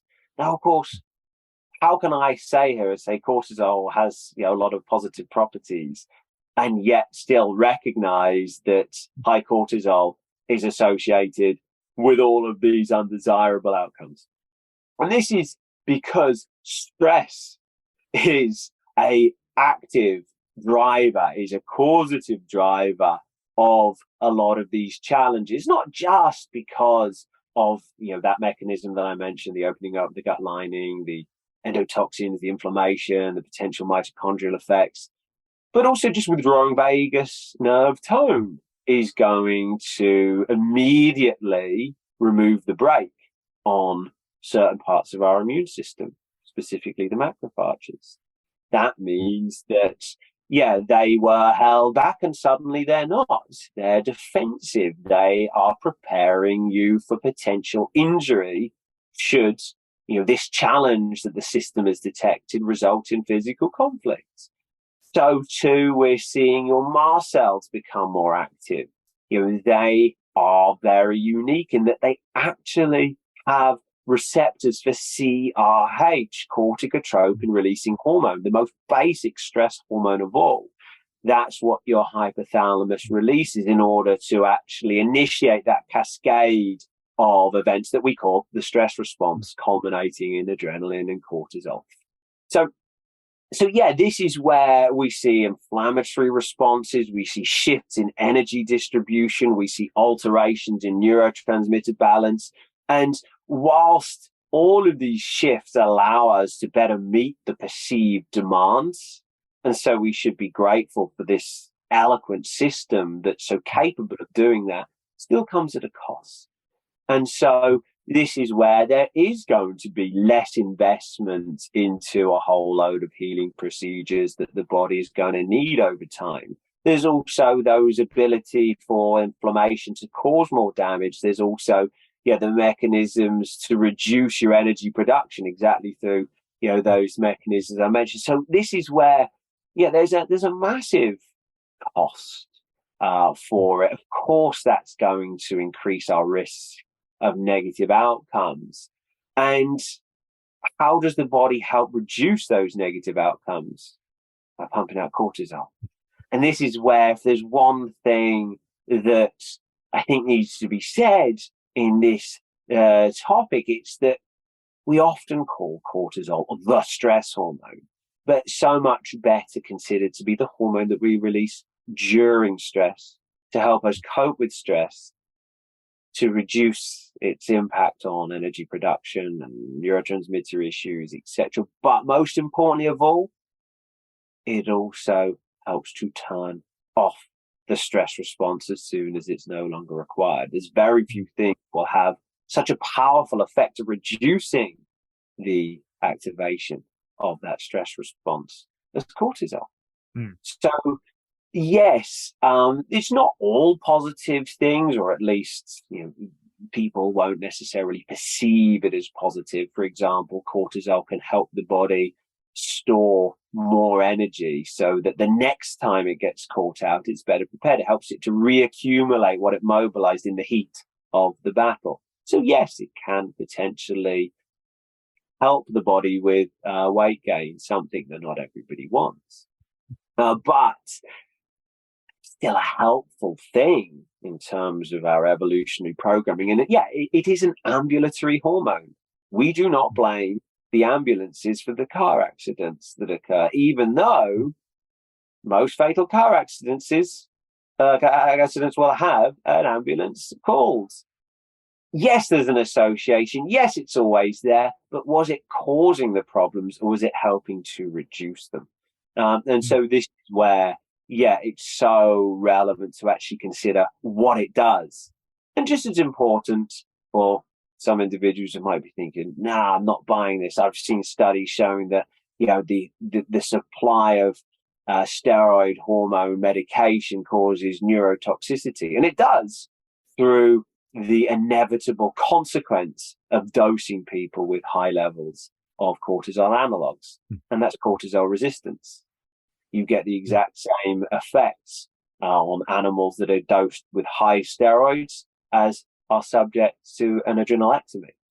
Why? The common theme, low cortisol activity at a time that it's called for. And that's where we sometimes need to separate between the amount produced and the actual action of that cortisol. And yeah, high levels of cortisol will directly reduce sensitivity of receptors, but the biggest factor is those endotoxins getting into this. Fascinating. Well, do you want to jump into some questions? Because we have a bunch. So. Let's do. Yeah. Let's take the questions. Let's see. Does fat intake help to remedy insulin resistance? Potentially. I wish I could provide a quick, sharp, and definitive answer, but here it's more a case of, will it allow us to reduce our carbohydrate intake in a way that means that the liver doesn't have to simultaneously deal with the demand for absorbing high available glucose and fats, because that's often where we're going to run into issues. Is that the Randall cycle that you're referring to there? So it's more to do with the way that the liver will take these excess sugars in circulation and store them as fats. So de novo lipogenesis. And it will form palmitic acid. And so that's all good and well. It's a great storage form, and that can obviously be used for energy or deployed for building things that the body builds from fats. Cool. The problem, of course, is, well, what if you've already got lots of fats in the liver and then you ask the body to store these sugars in some way, and it's got that one system of doing so that's going to inevitably end up with too much palmitic acid. That's where we get these droplets of fat, the lipotoxicity, the fatty liver. And so, yeah, huge central role in insulin sensitivity, because the liver is an energy hub. As we've seen with, for example, semi-glutamide, which of course is another topic of its own. Yeah, magic pills, maybe there's sometimes more that can be said about that, but nonetheless, that's focused heavily on the role of insulin versus glucagon at the liver to avoid exactly what I'm talking about. So the only reason I wanted to provide a nuanced answer is because often if you go lowish carb, highish fat, you could easily end up in low carb limbo, whereby your central nervous system is no longer receiving enough of the glucose supply that it needs, but neither is that blend suitable enough to form the ketones to replace it. So the body's still dependent on the glucose that it's not getting. And of course, it will manufacture that. It will find a way. And that's where we see the gluconeogenesis. And often we'll see this big spike of adrenaline alongside that. And that's where we see a high level of blood glucose at a time someone's not eating high carbs. And that's the one way that higher fat, lowish carb diets can sometimes go wrong. And in people with metabolic flexibility, I'm not anticipating that to be an issue. But for those with particularly reactive stress responses and some metabolic challenges, for example, slow mitochondrial activity, and that means an inability to use up the glucose, and thus leaving it in the bloodstream, leaving it for the liver to handle. That's where, it's not an automatic win. And that's where to go all the way to a ketogenic diet would be much more preferable, so that your liver is no longer having to form any of those palmitic acids, that de novo lipogenesis, at a time that it's just receiving one fuel source. So that's hopefully a suitable answer that can be used. But yes, just adding more fats, no, I'm not expecting anything from that. That's great. I forget if I saw an article on your website about measuring. Here it is. If you're not producing ketones, you're not eating a ketogenic diet. 4 common keto mistakes. So I know there are different ways. There's when we got a question on this, I could just ask you now, do ketone test strips work? And I just used one the other day. It was at 0 because I ate carbs the night before, where you put it in the stream of urine, it's going in the toilet. And then there's obviously blood, and then there's breath, which I have I forget the name of that device that you breathe Oh, the into. ketonics device. Yeah, something like that. And um, which one do you think is more accurate? But I guess the more important question is, if you're reading ketones, does it necessarily mean that you're in ketosis? So, yeah, first thing I should say is, yeah, I like the blood monitors. I like the ketonics device. They are measuring in slightly different ways. One is the measuring the blood levels of BHB, beta hydroxybutyrate, which is largely considered to be the main ketone, even though it's technically got a hydroxy group. But let's not split hairs. And that's a really useful measurement. The reference range for nutritional ketosis is 0.5 to 3 nanomoles per liter. So, yeah, they're super reliable, been used for a long time. Great. The ketonics device is newer, and that measures a different ketone body, the acetone. Technically, it measures the acetone that's decarboxylated from it and into our breath. And the reference range is 40 to 70 parts per million. So both can be very useful, even though there are certain circumstances where the conversion between BHB and acetoacetone is actually going to be affected by NAD status. So sometimes, yeah, comparing the two can generate some insights. But yeah, both very valid. The urinary test strips, just not worth bothering with. And I'd advise people heavily to save the money. Yes, they're cheap, but they're also mainly useless. So, yes, are they valid? Yeah, absolutely. They can tell us really useful information, especially the most important question of all. Are you in ketosis? And on that note, it is worth touching on the fact that I measured the ketones of 20 individuals in a row between 2015 2017 who had come to see me, who were already eating a ketogenic diet. Now I'm putting quotation marks in the air when I say that, because it turned out that 19 out of 20 were not in nutritional ketosis. And this is obviously quite important, not just for them as individuals, but equally for all of the discussions that we have, be it online or in person, when somebody is saying, do you know what? It didn't work for me. I just got a whole load of carb cravings. Sleep was horrible. It was foggy. It was just cold. By definition, your carb cravings should dramatically reduce or disappear. It's one of the most key features of a ketogenic state. So I'm always a little bit suspicious of what we can glean from that. And the question I would ask is, well, what was your ketone readings? Of course, I actually know the answer in those situations. And that is, I never measured them. and that's important, just as it is when we look at the literature. It's so frustrating sometimes to read the literature, especially when you look at meta-analyses on, is a ketogenic diet better than a low-fat diet for weight loss? How many of the studies actually produce ketones? Most of them aren't even measuring ketones. Some that do are measuring urinary ketones, which we can't really use for much. And then on top of that, when we do occasionally see the ketones being reported, which is really only about 10% of studies, they're very rarely showing anything that we would look to as a guideline. There's some that might find that 55% ended up reaching nutritional ketosis. Or one study I recall reported that by week 8, the average ketones for the group as a whole was 0.5.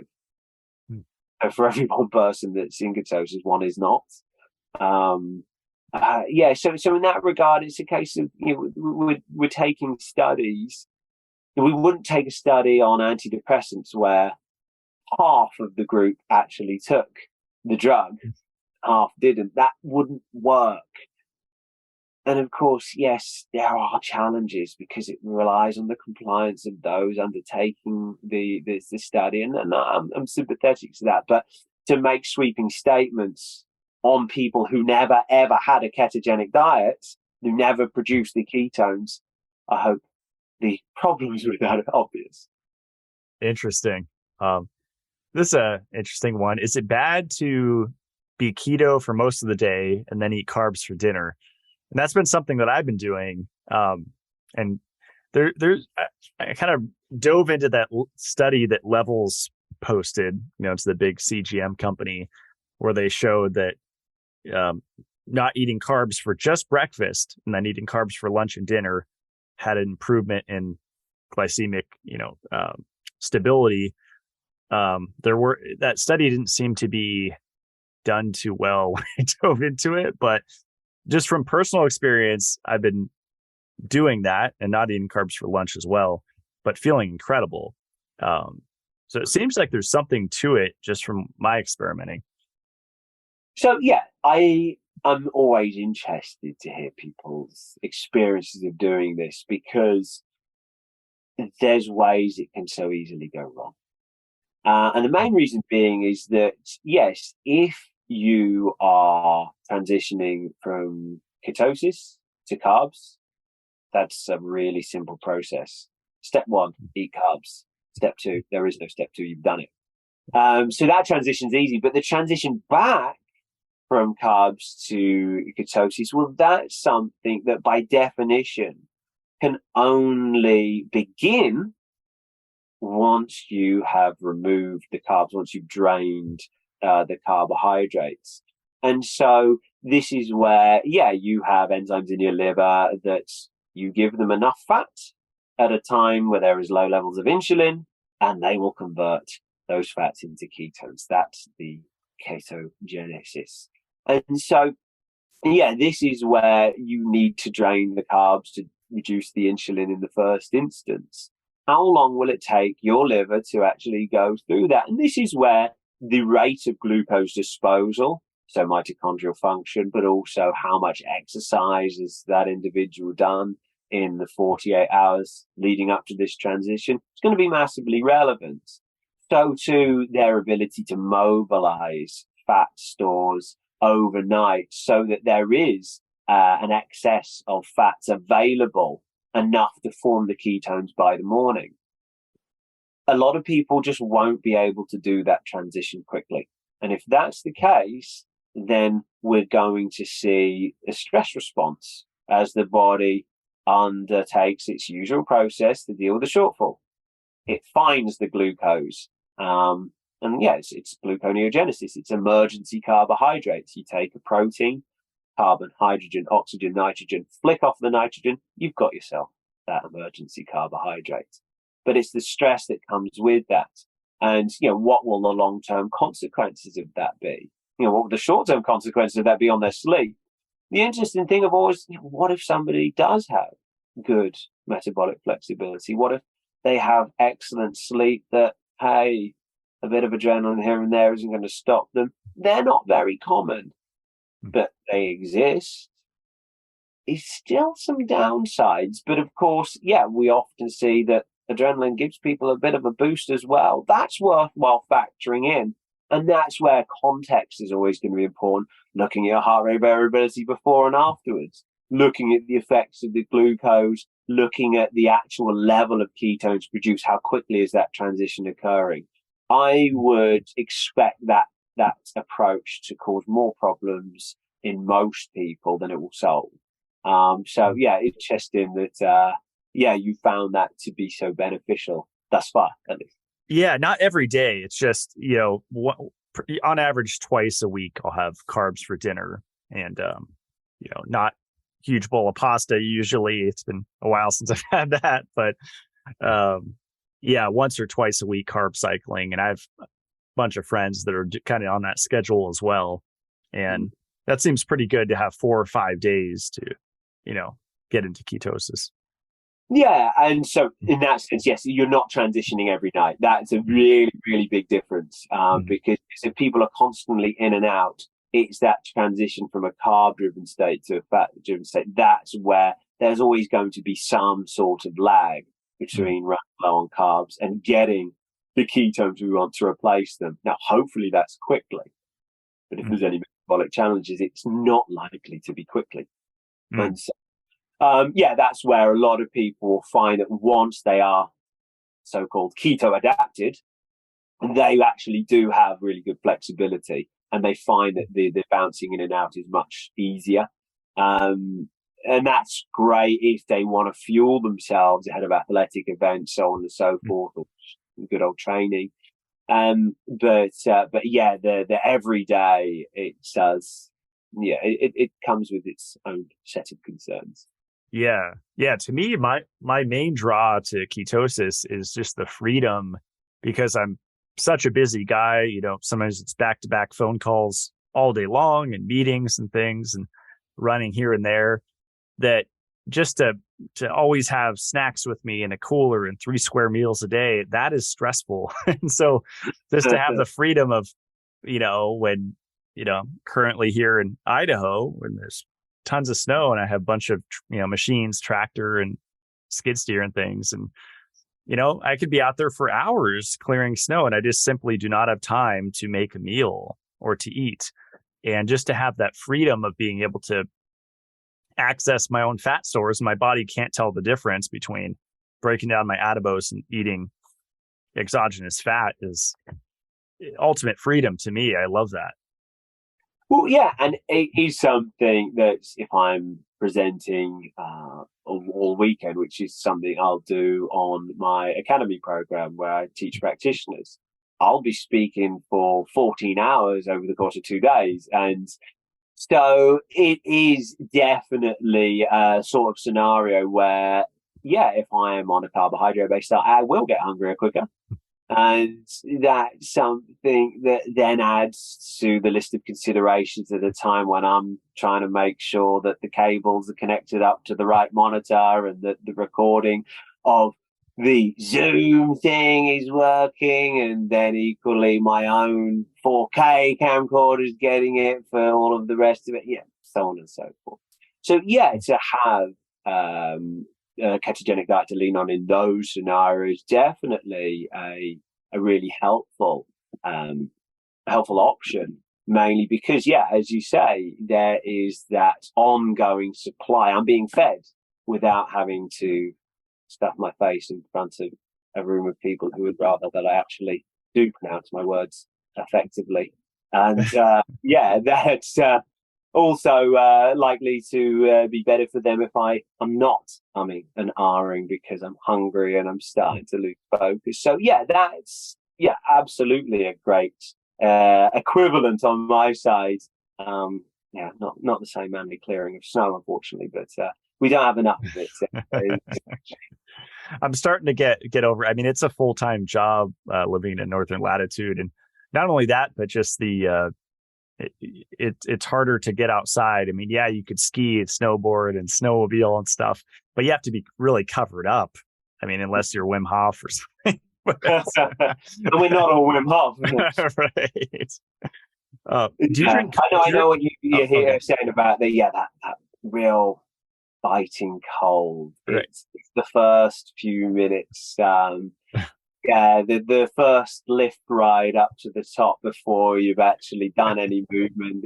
It's the test. Right. I do feel the pull back too. I used to do ice baths and cold thermogenesis, and I do believe in the dopamine effects of that, its effects on the dopamine receptors. And it always made me feel incredible for the entire day. I remember it would be, a 5 or 6 hour high that would be, I would be very clear, like just memories on point. And but I don't like the sub 40 degrees Fahrenheit. I like the, 57 is like my sweet spot. Like 57 degrees Fahrenheit is perfect. Okay, I'll have to type that into Google because we use Celsius. So okay. I think 40 is close to 0, right? It's close to freezing. Let's see. It's just under 14 degrees Celsius. Yeah. Okay, so that is definitely cold. It always lacks the same sort of spectacular, appearance of freezing. But I think, anybody who has yet to try one at that temperature will know that they are going to feel it. Do you ever use that with your clients? Because we've been talking a lot about cortisol and adrenaline, and that seems to have a pretty powerful effect on the system. Yeah, so I will. I'll often recommend cold exposure, whether it's cold showers or cold baths. One worthwhile thing sharing there is, as earlier on I mentioned about the parasympathetic stress response, that freeze response, where the body is desperately trying to save energy. For individuals who are in that zone, I wouldn't normally recommend them, mainly because what we're doing is we're sending this, environmental cue to the system to say, forget thinking about microbial threats, forget thinking about physical threats. Right now, you need to produce more heat or we will die. So forget the inflammatory process, forget that stress response and the vigilance that comes with it. Let's just focus on heat production. And so, you're tricking the system into an evolutionary response that serves our goals. Should those goals be, vagal tone, should those goals be to increase heat disposal through the mitochondria, we are, quote unquote, wasting heat.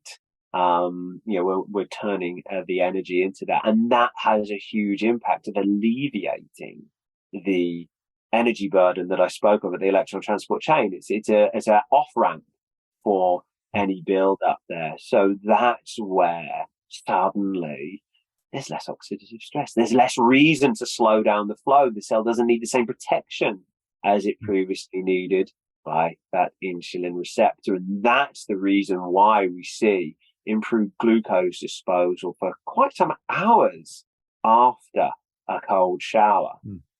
But of course, if somebody's already got, that freeze response, the clue is in the name there. They're not likely to respond to being colder. They're the ones that will then say, no, I don't feel good. I just felt cold for hours. I lay under 10 blankets and I was still cold.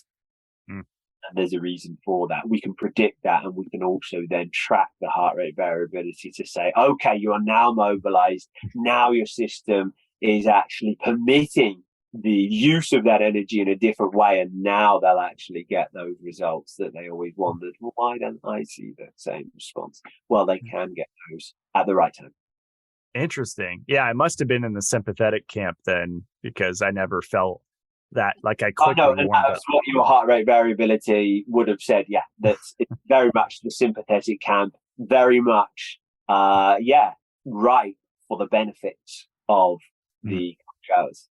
Awesome. Yeah, tips I have if someone hasn't done it is neoprene booties helps a lot just to keep your toes from freezing off. And I don't think there's a huge benefit to getting your extremities freezing, and doing it under full sun.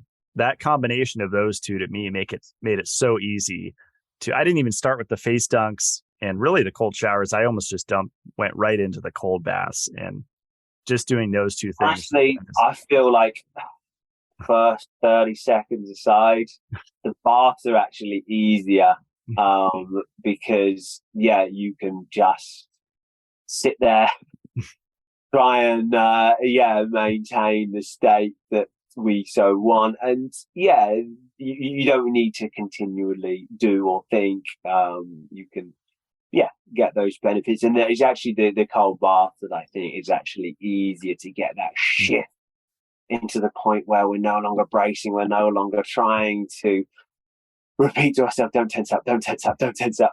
And suddenly we can just relax into the cold, which is where the benefits we get. So that's where they're going to. I think having to brace, if we're grimacing, we can't breathe normally. Cold. Work your way to it. It doesn't need to be done all in one go. Yeah, that's a good point. I haven't done the sauna in a long time. I've just been so busy, several months, and I feel the difference. I know a lot of people go back and forth, and I think some people like ending with the cold or ending with the sauna. And I actually haven't done that. I've just gone straight into the the cold, and that's it. Okay, great. I would always go with sauna first, finish on the cold, Mm, just because sauna's so many positive benefits, mm, cellular detoxification, but also inducing heat shock proteins that stabilize the resilience of the cell at that level. But it also helps to induce inflammatory responses, which we always see as bad, but mm. they're always part of the cycle. And the cold can help finish that cycle. So for those with inflammatory issues, they sometimes find that the sauna leaves them, a little bit agitated amongst the other benefits that it's still providing. Mm. But adding the cold exposure at the end can just help finish off any cycles that have been induced in that, meaning that they're left with nothing but a positive profile. So I Mm. thought that's what I might share. Interesting. Just a few more, I think. This is kind of a loaded question. Thoughts on the carnivore diet? So obviously it is a loaded question because if somebody wants a simple process to follow in order to see, am I reacting to food chemicals? They want to know quickly. That's going to be a very effective way of finding that out. I do think that long-term use comes with some, very obvious challenges.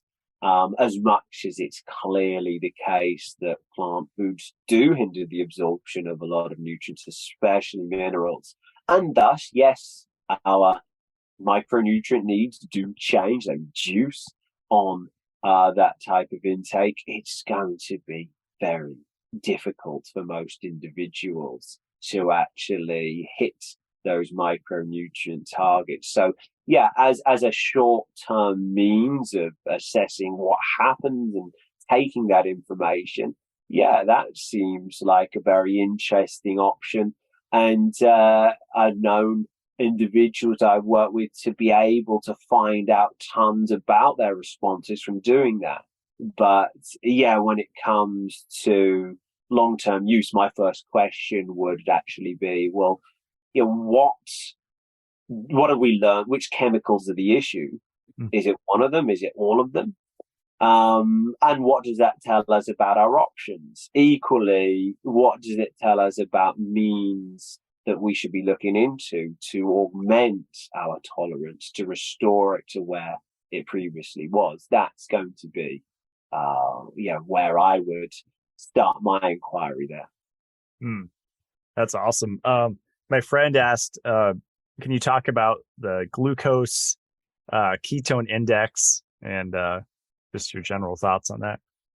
Okay, so typically I'm going to take a look into the ketone readings as a primary tracking tool if somebody is in ketosis. And I think there's a lot of interesting information that we can look into various metabolic facts. And Dominic D'Agostino speaks very well about that index and the interesting patterns that he's assessed there.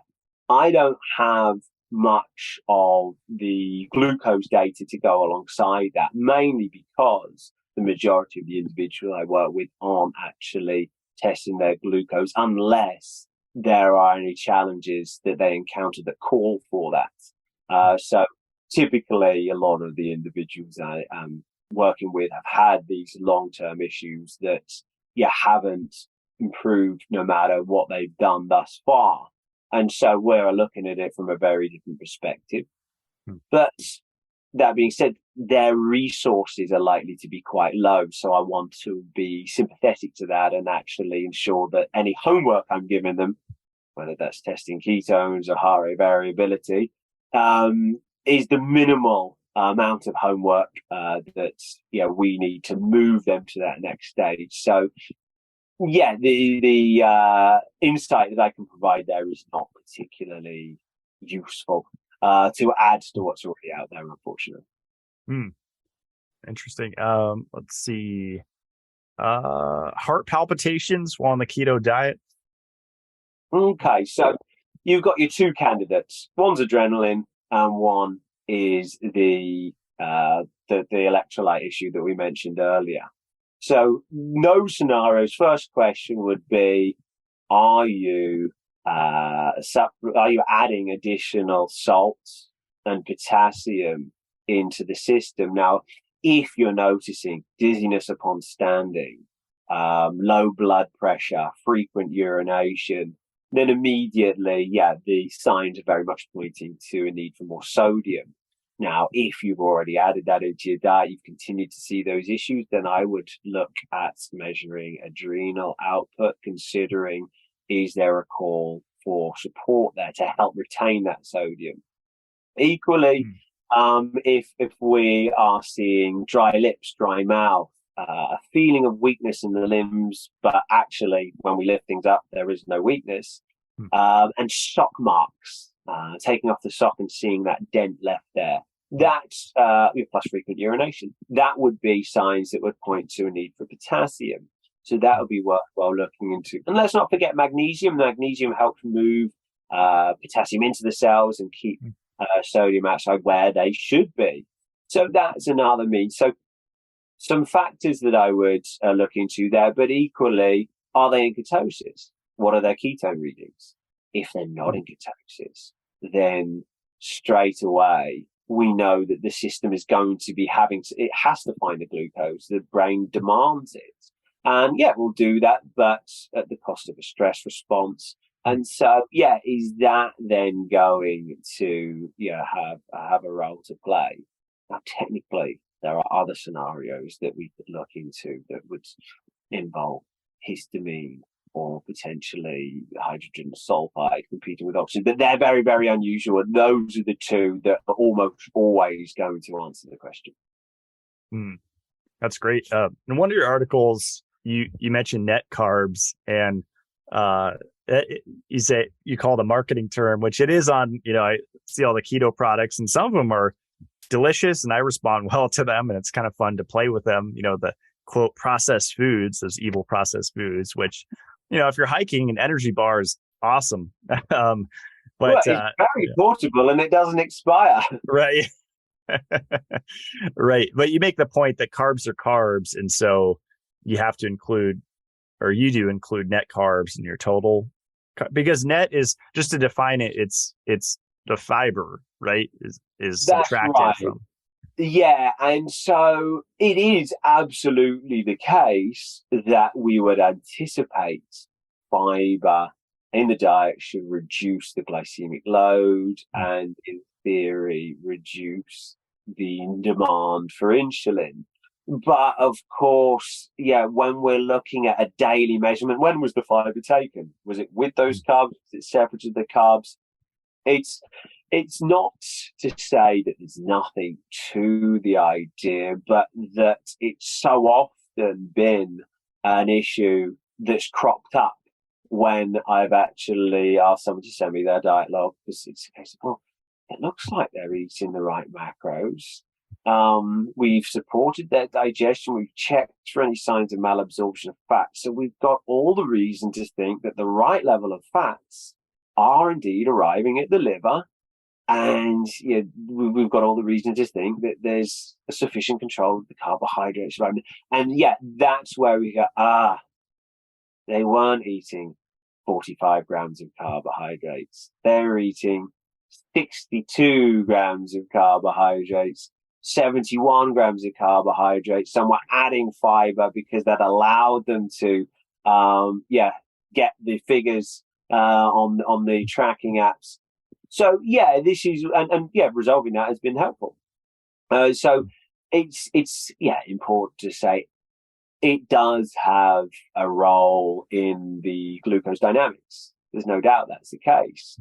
But more often than not, it's we're going to potentially have an issue. However, there's one really simple way of knowing, is that an issue for you? Measure your ketones. If you're in range, it's just not. And that's the golden rule. So, it sometimes is a scenario that people think, well, how do I know it's an issue for me? That's how you know. And if it's not an issue, we don't need to worry about it. That's great. Yeah, and you mentioned activity level, affects it, and not only fiber, but like the alternative sweeteners, like was it allulose, stevia, erythritol. These are all included as well in these products, right? Where they subtract it from the total carbs. That's right. Yeah, and you think, well, actually, yeah, they're going to have slightly different effects, and this is where, yeah, one bracket to conclude what food should or should not do in the body. Well, let's ask the liver, shall we? It's always going to have the final say, so let's determine what that word is. Mm-hmm.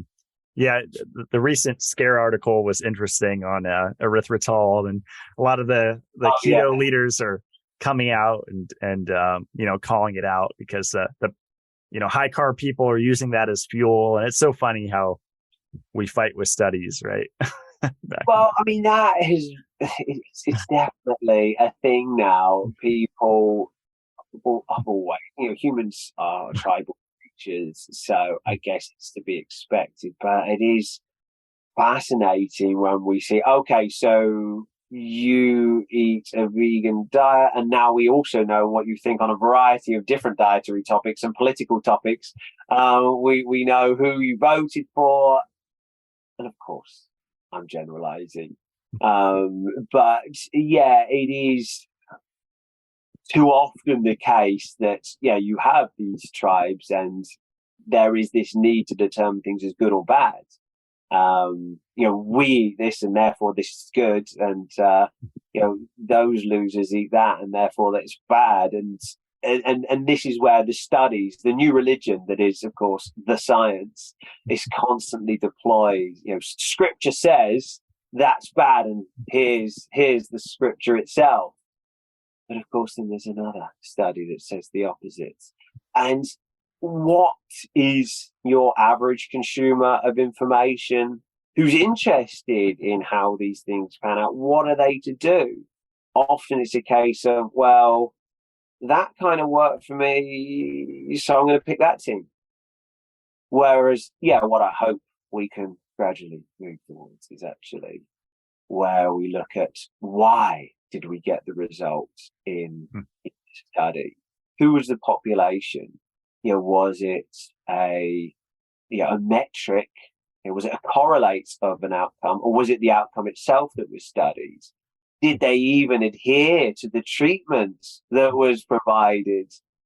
Equally, associations. Correlation is not causation. Obviously, it comes up again and again.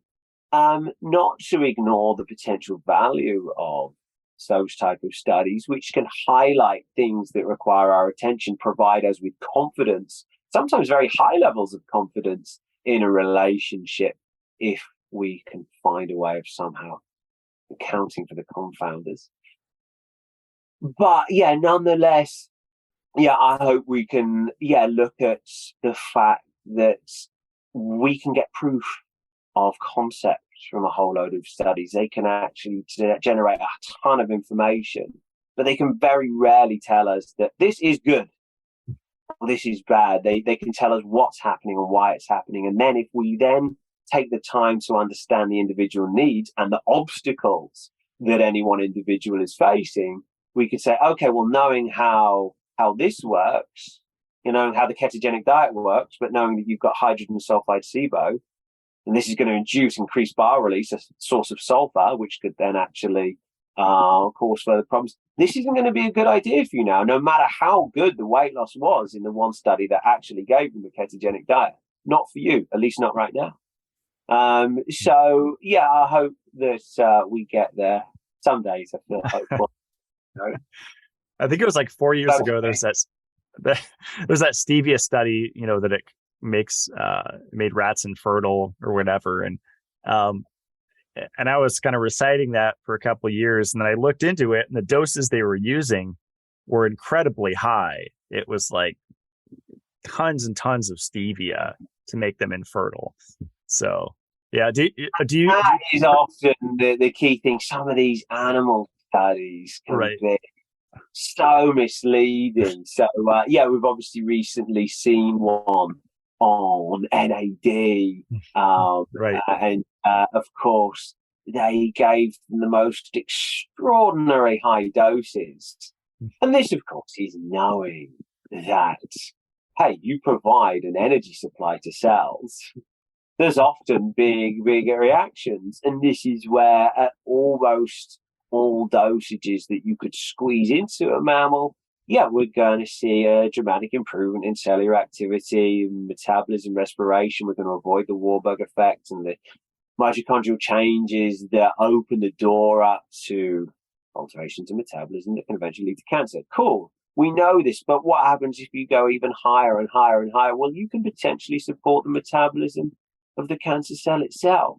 So, of course, they mega dose the rats with this extraordinary amount of NAD and say, well, actually, yeah, it's now linked with cancer, despite the fact that, yeah, if you're not a rat who already has brain cancer, who's taking 4,000 times the dose that we might take, it's just not relevant. Obviously, if you are that rat, then you should pay attention. Well, this was awesome. I really appreciate you coming on and sharing your wisdom on all this stuff. It is really complex, and people could probably listen to this and get overwhelmed. But there are some places to start. Maybe the oat test. Is that kind of a good starting point? I think it's a great starting point. I think the key thing is just make sure somebody's used to interpreting them. It's very much the case that there's positive shifts within our profession. It's clear that more and more practitioners are making use of the testing function, but it's also clear I often see people who come to see me, first appointment, stack of different papers, all the different test results, and yeah, they say, well, what happened after you acted on it? Well, we didn't really do much with it. Seems like it wasn't the result that they were expecting. And yeah, a lot of them come with the automated printouts. That's irrelevant information, but is that actually going to pick up on the ratios of different things? Is that going to tell us the contextual value of each marker? I'm interested in not the reference range, but given the circumstances, what should it be? Sometimes we want markers to be higher to show a suitable compensation to the challenges that we've just characterized. And so, yeah, absolutely, organic acid test, just a great entry point to gathering a large amount of very relevant data on what we need, where our obstacles are.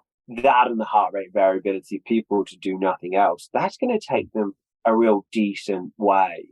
So, but yeah, just worthwhile checking in with somebody, provide you with that guidance, and there's plenty of individuals who can do that. But yeah, great starting point. That's awesome. I mean, I've been blown away recently with just a simple glucose monitor, and I played with it years ago. But it doesn't hurt that bad. It doesn't slice the skin. It just kind of pricks it. And most of the time I barely feel it. And I'm starting to recommend that to people just as a starting point, like check your fasting glucose, but that's kind of conventional advice, right? Well, yeah, fasting glucose, fasting free fatty acids, fasting insulin, there's so much you can take just those markers alone. But yeah, what I do like about the CGNs is that it does show people that just because you didn't feel it per se, didn't mean it wasn't happening. And so, yeah, it's only human nature that when people can see such a different response to two different food choices, they can see the chart. It is motivating to make better choices. Obviously, I wouldn't necessarily say you should chase the lowest levels possible, as we mentioned earlier. Having the right response is what we're after. And if that involves a short, sharp spike being the key there, then great. Fasting levels, obviously we want them to be on the lower side, right? But yeah, to be able to see it does bring it to life. Obviously, bit of a cliche, what gets managed, but it is true. So yeah, another very, very useful avenue. And it's something that I think we're going to see more people use. And I like the fact that every time somebody does use it, they almost always come away with some insights about their own personal response to, a quote unquote healthy food. Well, healthy for everyone but them, perhaps. So yeah, they actually get to see not just what's predicted from studies on a non-representative population. They're seeing it live in the person that matters most for their ongoing journey themselves. It's fun to experiment. I mean, I enjoy going out to eat at nice restaurants here and there, and like one night I added like crab fettuccine and a bunch of oysters and a salad, and I was falling asleep on the drive home because I live pretty rural, so it's always over an hour usually to go somewhere. And I had to pull over and I did a exogenous ketone shot. And within a minute, my brain was like a light bulb, like boom, I wasn't falling asleep at the wheel. I was a safer driver. It's pretty fascinating, these tools, but playing with different supplements is what I've been doing. So, berberine and bitters and, digestive enzymes, and kind of seeing, citrus extracts and seeing what combination helps me, because I'd like to be able to eat pasta again at some point and not fall asleep immediately after. Well, and that's obviously going to be a great tool to go alongside your observations, which of course, give it that flavor and tell us, what is this really doing for you?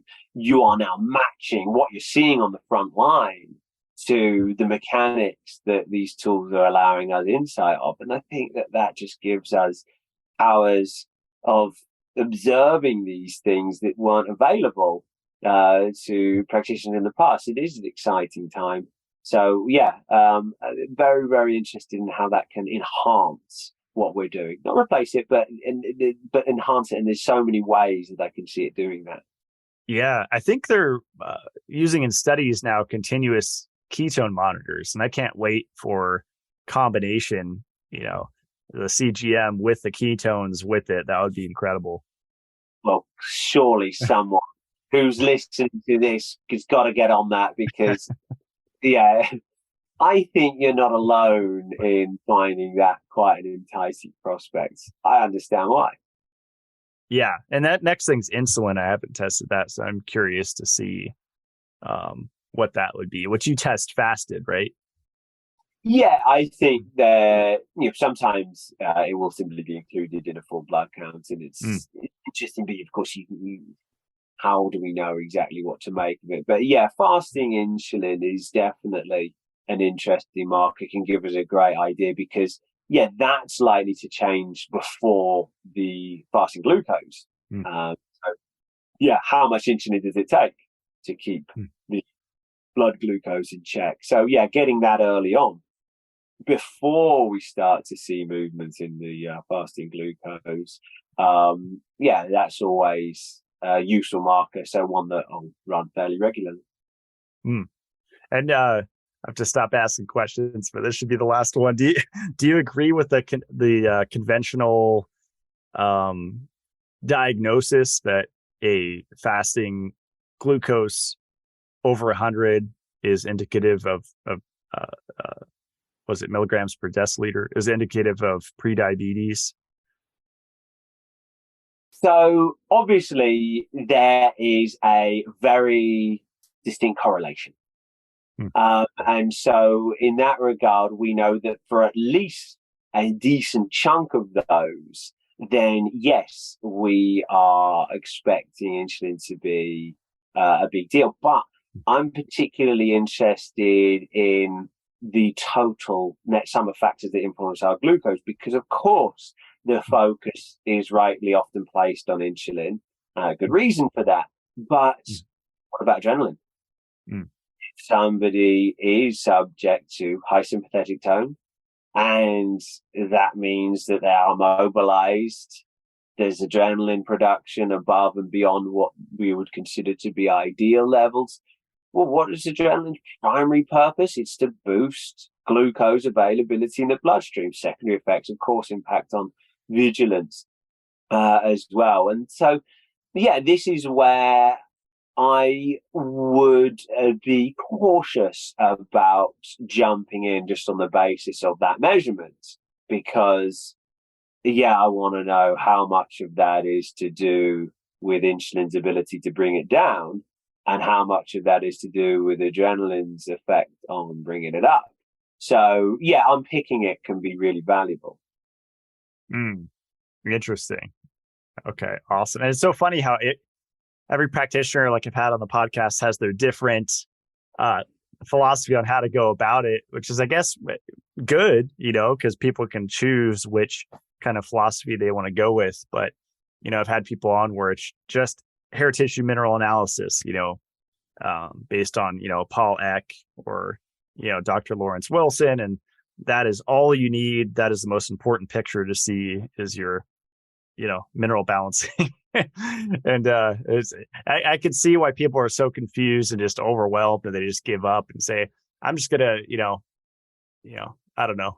It's just like well, it's understandable, yeah, because this is where, I'm not a fan of the so I'm sure I'll upset plenty of people by saying that I've looked heavily into it. I have tons of hair mineral analyses that I can try and extract. But the key thing when I've run audit after audit, have they helped us achieve the goal any quicker? Normally, the role that they end up playing is by flagging questions rather than providing the answers. In other words, they say, well, one of several things is happening here. I was like, well, that's better than not having defined it into these lanes. But we still then need further confirmation as to which one of those explanations is actually worth acting upon. So that's why I'm not looking at them as, an invalid test, but I always feel like it leaves me short on the energy, the information I need to actually go and start applying the leverage in that individual. So there's normally more questions than answers. I just like the alternative tests to blood draws, because those are never fun. I got into donating blood, was it like a year ago, and just twice put me over the edge. I was already iron deficient, not anemic, but iron deficient, and it made me more iron deficient.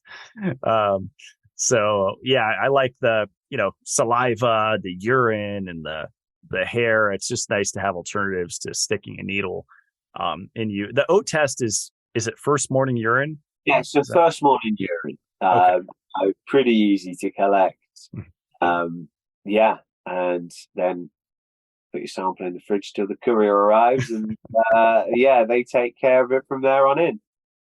That might be the easiest test. Yeah, the only urine one I've done so far was the methylmalonic acid test. Is it UMA? And that was pretty fascinating. I was in range, but I was on the lowest end of the range, almost to critically low. So. No, that's interesting. It's so fascinating when you look at that, which is telling us exactly how active B12-dependent enzymes are in your cell. That's telling us cellular status, whereas so many people go to their doctors and get blood levels. B12 doesn't do anything in the bloodstream. So whilst it is interesting, should we have the cellular marker on its own, what can that possibly tell us? Especially if we've got a lot of glycation going on, it's impacting on the B12 transport into the cells. We end up with high blood levels of B12 because of the slow speed at which it's entering the cell. So maybe the cell needs a whole lot more. And the individual was told by their doctor, cut back on B12 because it's rising in your bloodstream. And if we understand what's happening, what's the meaning of this result? The MMA test is brilliant to do that. That's awesome. Yeah, I played with lithium orotate, which I I've taken every supplement, big fan of supplements and playing with them and experimenting.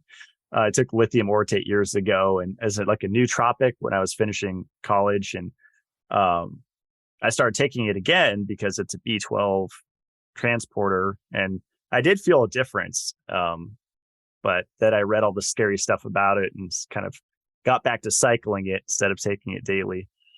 Okay, no, it's interesting. I have read those very same studies on how it's awful for what's going to wreck your thyroid, and I think it's so important to distinguish the difference between lithium orotate of 5 milligrams but lithium carbonate at 1,200 milligrams. And it's interesting how often warnings and discussions about lithium, they never separate the two. And weirdly enough, there's quite a substantial difference in what we see from the two avenues. Right. Absolutely. Well, Marek, this was awesome.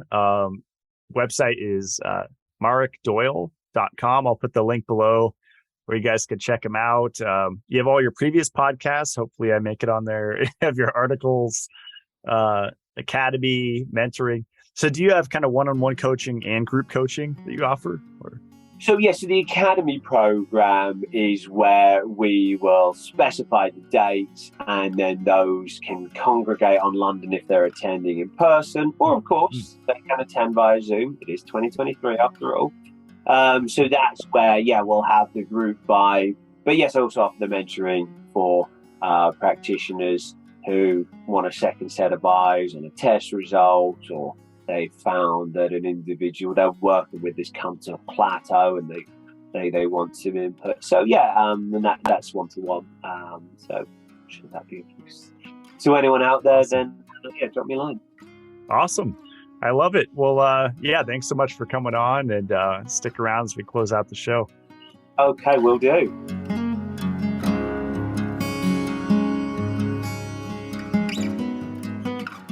That is all for today's show. I'm definitely going to have to go back and re-listen to that one myself. There was just so much information there. And like I said in the beginning, I really appreciate that Marek has this balanced perspective about human health, that it's not one way or the other, but it's actually an individualized approach where someone might need keto and another person that would be a detriment.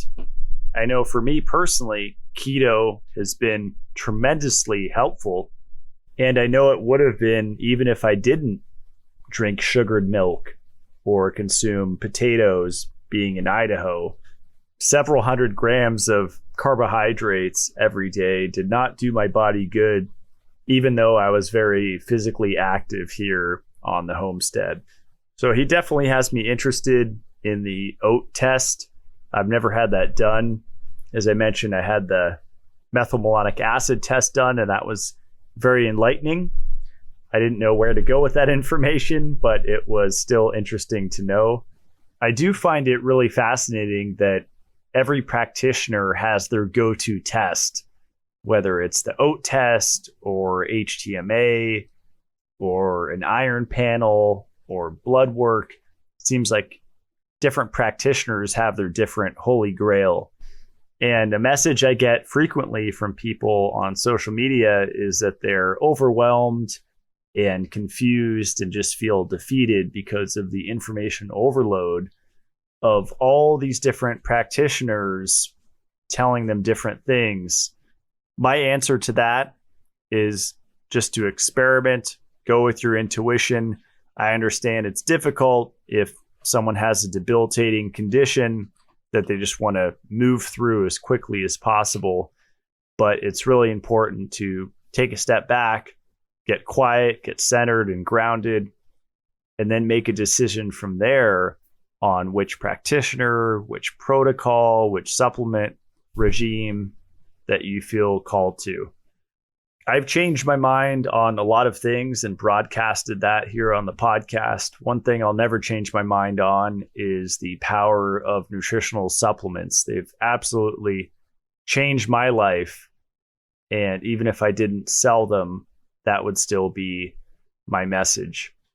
So if you want to work with Marek, you can go to marekdoyle.com. Put the link below to that. You can check out his mentoring, his academy, his articles, other podcasts that he's done. I really like how thorough he is with his research. You can tell that he really knows his stuff. My website is matt-blackburn.com. You can see my CLF protocol there, which is calcification, lipofuscin, and fibrosis. 3 accumulations in our body that accelerate aging and the development of disease. If you click on shop, you can see all of my recommended products. These are products that I use myself. I'm really enjoying the Dojo Sweet sweetener from Shen Blossom. If you don't like stevia, if you're looking for an alternative to sugar, I think this is a great choice. It has a really unique flavor. And today I've been speaking for 6-7 hours recording. My voice is a little hoarse if you can hear it. I really rely on the Shen Blossom throat spray. They have 3 different flavors. Garlic is my go-to, and that's probably my favorite product from them if you're a speaker and your voice tends to get blown out. Between that and the Violet Ray that they sell, you can really restore your voice. Mitolife is my brand. You can find that at mitolife.co. Exciting announcement. This is a first in a long time. Every one of the Mitolife products is in stock. And if you're international, it shows they're all out of stock. That is incorrect. You have to scroll down to the center bottom of the website, and you could change the currency to wherever you are on the globe. So elk velvet antler was just restocked. This is a substance that I've been taking for several years now. It's been used in traditional Chinese medicine for centuries. It's used to build the blood and strengthen the bones and muscles, increase circulation, improve the immune system. Contains all essential amino acids, collagen, hyaluronic acid, chondroitin sulfate, polysaccharides, number of fatty acids, has calcium, phosphorus, iron, and zinc. Really powerful substance that I love taking with a steak. It's just a really effective way to fill the gas tank and get some strength and stamina going if you feel depleted. In the previous batch of elk velvet, I was very vocal about that I threw it out. It was over 6,000 bottles. I was not happy with the quality. I lost quite a bit of money with that, several $100,000. But I don't compromise on quality with Mitolife products. And so if it's not up to my standards, it's going in the garbage can. So this stuff is super high quality. I take it myself. If I had a dog that was on his way out, had arthritis, could barely walk, was hobbling around, what I would do is take Mitolife Elk Velvet and break open capsules over their food once or several times a day. I'd probably combine that with a grounding sheet, which is anti-inflammatory for animals, humans, or dogs or cats or whatever animal you have. It still amazes me when I'm out and about and I'm talking with people that they've never heard of these solutions. And either they're dealing with human problems or their pets are dealing with health issues. The solutions are the same and they're widely available. We live in a really fortunate time here to have access to all of these tools. And it's just knowing how and when to use them that's really powerful. Then final announcement, we are finally on the home stretch with the Mitolife 7-stage water solution system. I'm beyond excited.